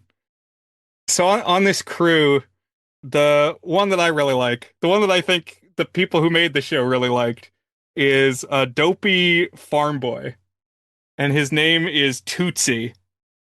And I read that when it was in early stages and Darren Criss thought he might be able to be in the show, this is the part that he was planning to play. But he's played by Dylan Saunders, who was Dumbledore in the Harry Potter show. I see. I thought you were going to say that the one that stuck out to you was Lauren Lopez as the fierce Hispanic woman character, who is basically exactly Michelle Rodriguez in Avatar. Yeah. Yep. So glad you watched Avatar. Definitely there's Avatar in here. Some other people on the crew. There's like a nerdy science person, I guess, does science on the ship because the other person who said they were science went down onto the planet. But and then there's the guy who exists to yell "Game over, man! Game over," which I'm pretty sure is from Aliens. He's played by the guy who was Snape in the Harry Potter show. And then the leader is in Solid Snake's costume for some reason. I don't know Yeah. exactly why. But he's played by Joe Walker, who was Voldemort in Harry Potter. That's one that me and my wife quote a lot. We're different, different as can be. Because they have the whole gag of like sitcom style with Voldemort and Quirrell being attached to each other and represented as two actual people tied together. And the line that we quote most often is with Quirrell being like a sensitive soul and Voldemort being evil. And Quirrell says, "When I rule the world, there'll be flowers." And Voldemort says, "When I rule the world, there'll be snakes." And that line has always tickled us. So yeah, I appreciate all these creative voices in the mix. It's like it's good to have this stable actors who keep coming back and just get to, flex their muscles, their creative muscles. So Bug, we know, wants to be a Starship Ranger, but how is that going to work? Like he's been able to pull the wool over the science officer's eyes. Her name is February. But like how is he going to fool anybody else? Because he's a bug. Well, he runs into a giant scorpion who lives on this planet, but out separate from the main bug hive. And a couple things about this. So, this is Ursula. The character is Ursula from Little Mermaid. That's the role that he's going to play. But this puppet is incredible. I love this giant scorpion puppet. And it's Dylan Saunders again in a dual role. So he really had to do a lot in this show. Yeah, that's a good point. Yeah. And here it's also playing with what was extremely popular at the time and is still pretty popular of the secret villain trope, where it's like, oh, you didn't know they were bad, even though they kind of put sinister things into motion. But here it's like, well, it's extremely obvious this person is a villain, and yet the people act surprised that he is. It's kind of funny. Mm-hmm. And the bargain that Pincer the giant scorpion offers to Strike is that he has found this wrecked ship as well. He knows that it's there. And he has this human body in a tube that was aboard the crashed spaceship.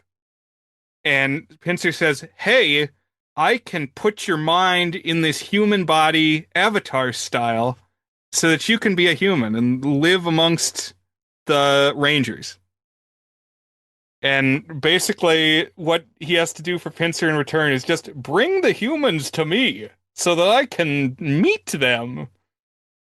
And yeah, what we deduce that the rest of the characters seem not to for a while is that the reason that there aren't humans still around from this crashed human ship that was there already is because Pincer found them first and likes to eat humans. But the song that the scorpion sings when he's laying out his plan, kind of the stand-in for Poor Unfortunate Souls, I think is a really, really good song. It's called Kick It Up a Notch. And he's just laying out the plan, but he has a great voice, great deep voice, dulcet tones. Somebody pointed out that the actor has to hold both of his arms over his head the whole time, holding up the big puppet claws while he's singing at the top of his lungs, and that would probably be very taxing. Yeah, I think it's worth repeating that it's a full-on original musical with like a dozen at least numbers, and they're really good. Like, I mean, I might be getting a little carried away, but it really feels like it's something you could see in an actual Broadway musical, even though this all started as like a student production, you know? I mean, at this point, they were a little more professional because they had had a few successes under their belt, but it still feels like it's kind of bootstrapped, and yet it's as good as what you would hear if you went to a professional production, you know? Hmm. So Bug now has a human body. He's just full on Ron Weasley actor now. The puppet is put aside for the moment, and he goes and bonds with the humans. But there is a representative of the sinister corporation who's working behind the scenes and is also a villain. He's the corporate interest. He's the Wayland Yutani guy from Aliens, the Giovanni Ribisi from Avatar, the guy who knows what the real moneymaker is, the guy who knows about the unobtainium. And this guy is played by Brian Holden, who was one of the main like creative forces of the shows. I think he was involved a lot with the writing. Did not appear in the first Harry Potter show, but then later on was Lupin, I think. Now, in Starship Troopers, there's a character who's kind of like this. It's not exactly the same, but it is kind of similar, and that is played by Neil Patrick Harris. Kind of out of left field. It's like a sci-fi movie where everybody has like a super intense jawline, and then you have Neil Patrick Harris. But I think it's intentionally doing a thing of like the dweeby guy is actually kind of dangerous type of trope. And like the corporate scheme, I guess, is that they actually wanted an alien egg to get implanted in one of the humans so that it can then come back to the human world and get experimented on and exploited and I guess have an army of bugs or something. I don't know. That's the plan. That's the villain plan. But now Bug has thwarted that because he saved February from getting implanted. The corporate rep and Pincer end up having a conversation. They're like, actually, we could work together. And so it's a team up of the villains. You said the character name February, and me and my kids talk a lot about like what things in a category could be names, and we were talking about months recently. There's a lot of good month names. May, June, April, February is not one you normally think of. So I should tell them that this that I watched had a main character whose name was February. Right. Yeah, you can get away with several consecutively. There's April, May, June, arguably Julie. I've seen Julie spelled July. I mean, it could also just be July. That would be kind of weird, I guess. And August. There are people named August, but that's about it. I know in August. There's just kind of a lot of story arcs going on. Maybe too many. Maybe it didn't need to be 3 hours. But one of the charming threads is that there's a budding romance between the farm boy in the space crew and their robot, who is this android woman. And I really like the song between the farmer and the robot. It's a highlight for sure. And just Dylan Saunders really sells everything of these things. I mean, the woman does a great job too. Her name is Meredith something. And she was a new one for this show. She had not been in the previous ones. But just like every emotion, as silly as it gets, Dylan Saunders sells it. Like top marks for him, 8 out of 8 for Dylan Saunders. Mm-hmm. And while this song is going on between the robot and the farmer, there's a parallel verse between Bug and February where they're trying to bond. He's very much smitten with her, but has also kept the fact that he's really a bug a secret. And another one of the songs is that he is showing her the bug world and trying to convey that actually the bugs are not so bad. The bug world is nice and it has a beauty. And it's Kiss the Girl from Little Mermaid because Bug has enlisted all his bug friends to be his wingman. Also, Colors of the Wind. Mm-hmm. But the result is she's totally disgusted. She hates it. This is terrible and gross and get me away from here. Yeah, it's pretty good subversion. Another thing that this reminded me of is the Mass Effect series.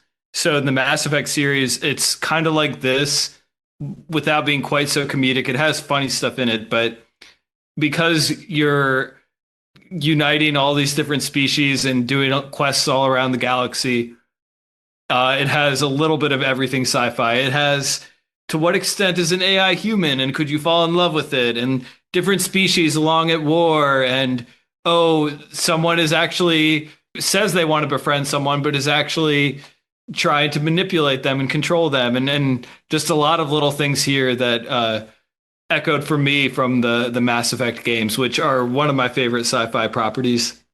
At least they're the ones that I really got immersed in a lot of the tropes in that one.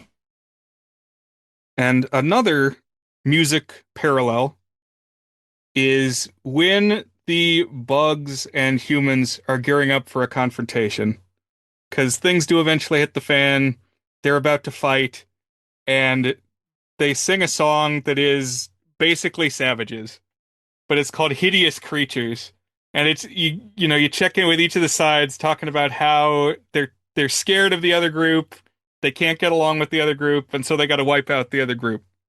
And I love all the puppets in this. Also in the Kiss the Girl number, just all the bugs. Whenever all the bugs are on screen at once, I like it a lot because they got like grasshopper type bugs and fly type bugs. I find it pretty nifty. Good production design. And what it all ultimately builds to is in the climax, Pincer gets aboard the ship. So the big scorpion is on the ship, and Bug in his human body fights the scorpion, like pushes him out into an airlock, and they get blasted out into space where the scorpion perishes. But because Bug was just avataring into that body, hoppering into that body, he wakes up back on the planet in his original bug body, where he then has like a second confrontation with the corporate rep guy. And it's all interwoven. It's like all the various characters have payoffs, but in the final battle defeats that guy too. The corporate guy gets devoured by all the larvae down in the hive, which is, both funny and gnarly. It's like I wouldn't want to die that way. It's a good Disney villain death. And then in the end, Bug gets appointed like the space ambassador by the Queen. It's like, well, if people are going to be coming and visiting from other planets, we got to have somebody to be the diplomat. And so he kind of gets his wish. And everybody ends up with somebody who's still alive. It's Bug in February, and the farmer and the android, and Lauren Lopez, and the commander who has like reclaimed his virility. That's a whole plot. And this was feeling Shakespeare to me. The comedies always have all the characters getting married at the end. Right. And even the guy who was always screaming that they're gonna die, and I was pretty sure did die at one point. He like comes back with a bandage on his head and pairs up with the nerdy like computer tech. We get a good bit of the February character who realizes she has fallen in love with Bug, but Bug has transformed back into his insect form, and she's been grossed out by bugs, and yet she still leans in for like the big kiss on the bug, except it's the puppet. So because she could be like extra slobbery and gross about the kiss because she's kissing a puppet, and I thought that was pretty funny. Yeah, making out with the pulsing mandibles. As one does. We've all been there. Man, I could go for some pulsing mandibles right now. Yeah, no comment. And that's Starship from 2011. And yeah, I'm glad that you've watched as much as you watched this week. We took about 10 days in between episodes, which is a little longer than normal, but it was warranted. We had a lot of ground to cover. So a long episode, but yeah, I mean, I like these movies. So do we have other thoughts, Dan, before we start saying, is it good? Yeah, so I just want to say we talked a little bit about your student film, and I did watch it. I watched it after all of the other ones, so I was well primed to notice how it rhymed, Brian, as George Lucas would say. I thought your student film was very good, kind of doing your own thing, bringing in a wide variety of influences. And we had talked about the beach party movies in the past. We talked about the zombies movies in the past. And I feel this kind of completes the picture of the different storytelling templates and major influences. Oh, yeah, we talked about like the 50s sci-fi type stuff, the campy sci-fi. And so now I feel like I've pulled in all of the influences that you very charmingly synthesized in your student film. So I'm hoping that others will get the chance to see it as well and enjoy it the way that I did. Well, thank you. I'm glad you're smelling what I'm stepping in. That, yeah, this is an amalgamation. It's like a stew of all the influences, and I'm glad that comes through. And I'm officially announcing it'll be here this summer. People will be able to see it. I was hoping July, maybe it'll be August, but this summer it'll be out there in the world. Targeting festivals, we'll see where it lands. But the important thing is get the degree and to know that I made a thing. Yeah, very cool. So Is It Good is our signature section where we each give the movies or whatever you might call Starship a rating on our 8-point goodness scale, ranging from very not good, which is a 1 out of 8, to our masterpiece rating toward a good, which is an 8 out of 8.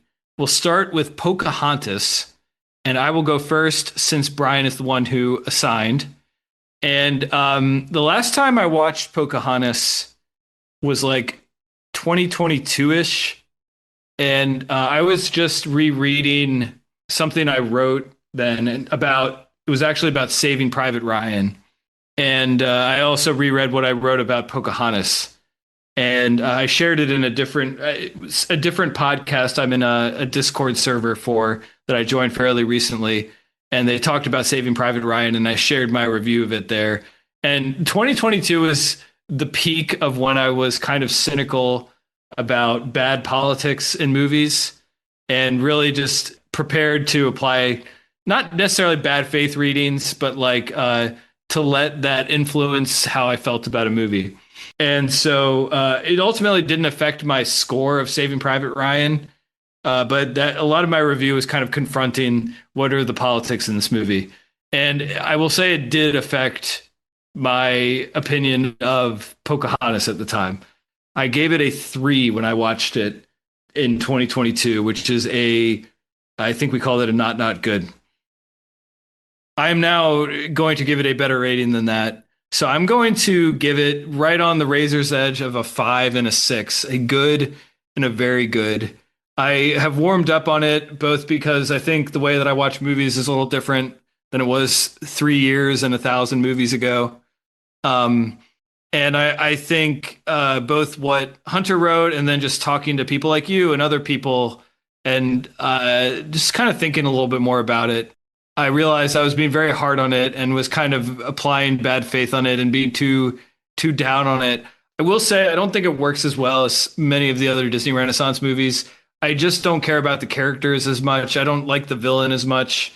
I am not as moved by it, but even like Tarzan, a movie that I was maybe a little bit colder on in the past and I'm now warmer on, it doesn't work quite as well as those for me. But man, the animation is incredible, particularly Pocahontas, the character design and the colors and the settings. It's remarkable stuff.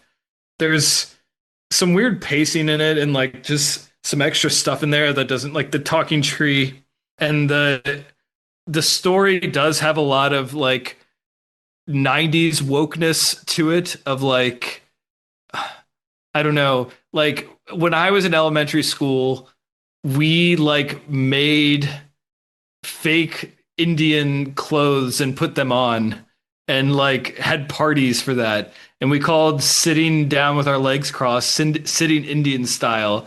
And I think the idea was like so long we had rendered in pop culture Native Americans as savages and others that now we're just going to do the things to show that we appreciate it.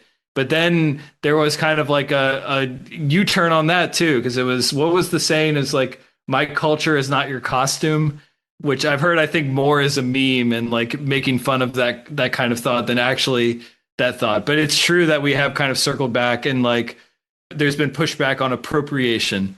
And I think this was made before that pushback, although I think it's not quite as bad at that I initially kind of accused it of. So anyways, all this to say that I have some mixed feelings about Pocahontas, but in the tradition of the Disney Renaissance, it's got some great writing and great dramatic core to it. And man, just the music and the animation and the look and the feel and the sweep of it, it pulls all that off. So a good verging onto a very good. I'm just going to sit at a high good with it for now. That's me and Pocahontas, Brian. What about you? Cool. So for me, it lands solidly at a 6. Very good. I think the animation's great. I think the music is great. The tree could probably get cut.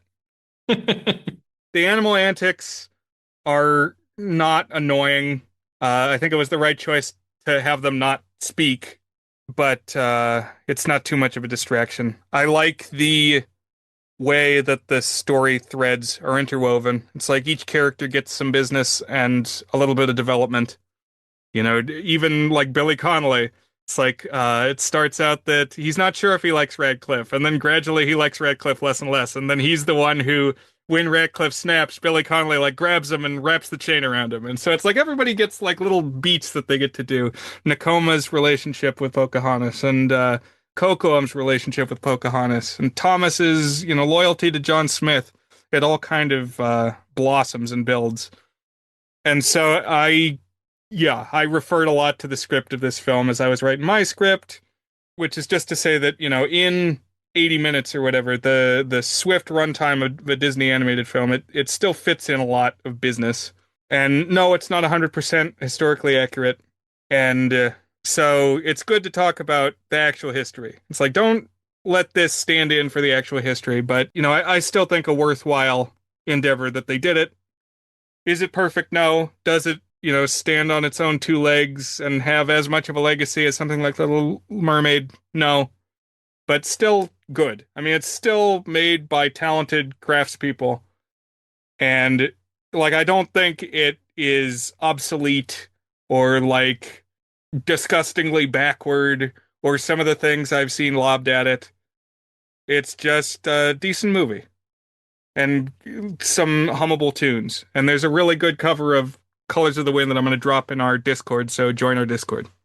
My take on it like 10, 15 years ago was that it felt like the cult hit Disney Renaissance movie, or like it should be, because has such strong visuals and it's kind of got like a strong environmentalism tinged message. Feels like more of a message movie than some of the other ones. But I don't know if Pocahontas has a cult, so I don't think you would actually call it that. That was just like me projecting an idea on it. Pocahontas has a posse. What about Dan Starship? Yeah. So I think it was a mistake that I did not see Starship in my 20s. I think I would have fallen head over heels for it in my 20s. That said, I mean, you've mostly heard me say positive things about it, and I really think it's an achievement.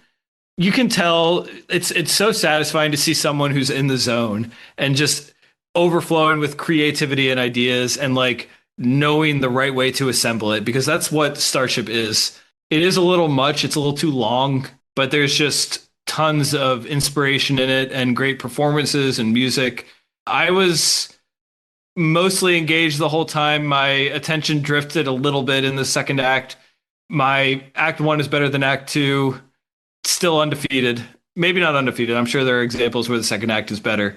but that's a claim that I've made in the past without being someone who actually knows very much about stage musicals, but that the first act is always better than the second act.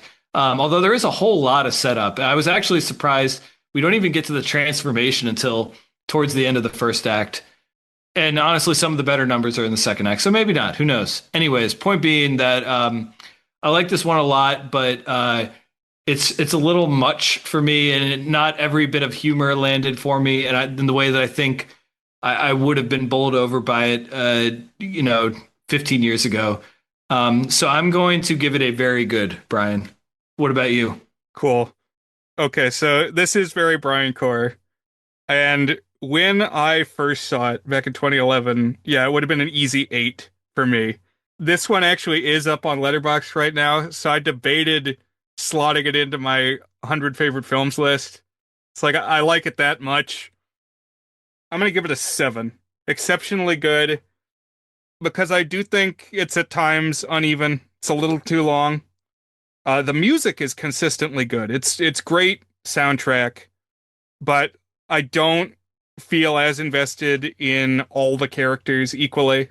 Like there really are a lot of people in it and like a lot of threads going on. But I like how it ties up at the end, and I just feel like a lot of love is put into this. And the puppets are so cool, and that this was the vision that they had, and they're like, we're going to build this whole thing, we're going to do it all. Most of the characters are playing a bug and a human at different times, so it's like a lot of running around, a lot of pulling double duty. Lauren Lopez is a bug and a human, Dylan Saunders is a bug and a human, and yeah, I have a lot of admiration for this. It was a big influence on me. Bug sings, I want to be a Starship Ranger. I want to be a Star Kid. It's like, I don't know that I would ever be that good, could ever be that good, but it makes me think I need to do some community theater or something. It's like, I feel this need. It's like, I would want to be among them. Yeah, it makes me. I'm pretty sure I've mentioned it on air, but I have vague ideas of writing my own musical, despite the fact that I don't really know how to write plays or music. So, what's stopping me? That's all. That's the only thing that's blocking me there. This makes me want to pick that project back up.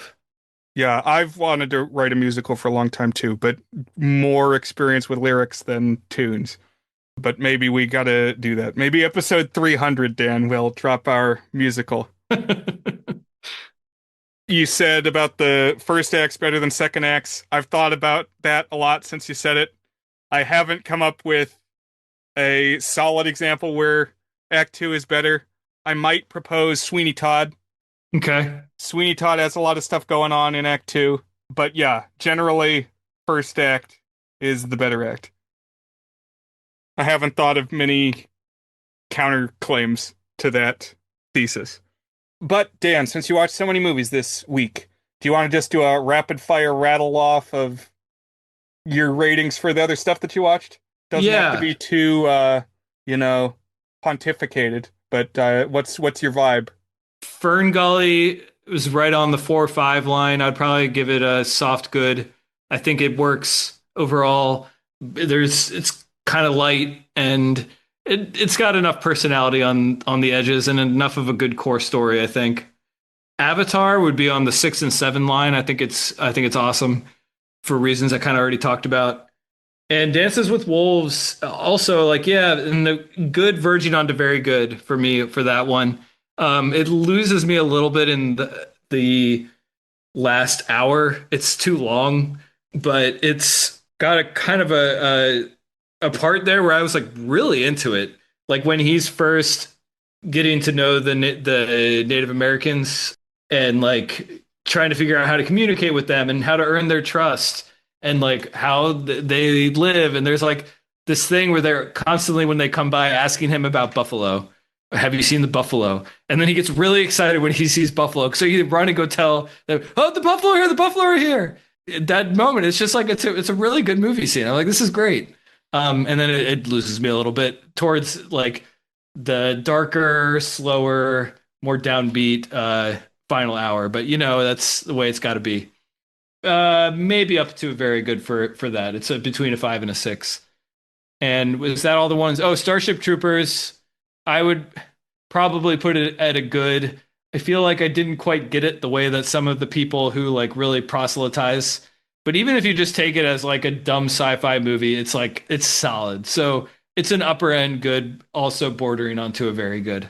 So that's where I have with the movies that I binged to lay the groundwork for Starship. Nice. I will think quickly. I'd give Ferngully 4, Avatar solid 6. It's been a long time since I watched Dances with Wolves, but probably something like a 5. And haven't seen Starship Troopers. Pocahontas 2, man, it would be between a 2 and a 3. Like maybe it squeaks into a 3. The songs are really bad. Like that's what's really crippling that one for me. I think I'm gonna have a heart attack and die from that surprise. It's like it's kind of cool to see the, a little bit more of the actual history and Billy Zane in a love triangle at the same time that he was doing Titanic. But yeah, you don't have to rush out and watch that one. That line, I think I'm gonna have a heart attack and die from that surprise. Is I'm sure you know, Brian. It's Iago in Aladdin, and I had gotten in the habit of saying it a lot, and then my dad died from a heart attack, and I was like, I don't think I can say this anymore. But it's now been coming up on 3 years since that, and it's starting to feel like every now and then I can toss it out there. You can reclaim it. Well, this has been fun, Dan. Thanks for Yeah. doing all the due diligence that you did, watching all those movies. This is a sandbox that I like to play in. Oh yeah, and Brian, your student film. Oh yeah, where are you at? For me, it's well, can I even rate it if I'm officially a co-executive producer? I don't know.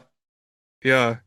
I saw my name in the credits and I did the Leo point, but I mean, I have sentimental value attached to it. But for me, I got quite the kick out of it, so I'm looking at very good for that one for me, Brian. Great. Well, thank you, Dan. That's what I aspire for. All right. So I am now 38 years old, Brian. So we have passed my birthday by a few days. Happy birthday. Thank you. A few days ago. We so it's birthday week. We've talked about 4 of my 5 favorite movies on the podcast, Brian. But there's one that we have not officially selected, although we have selected things surrounding it.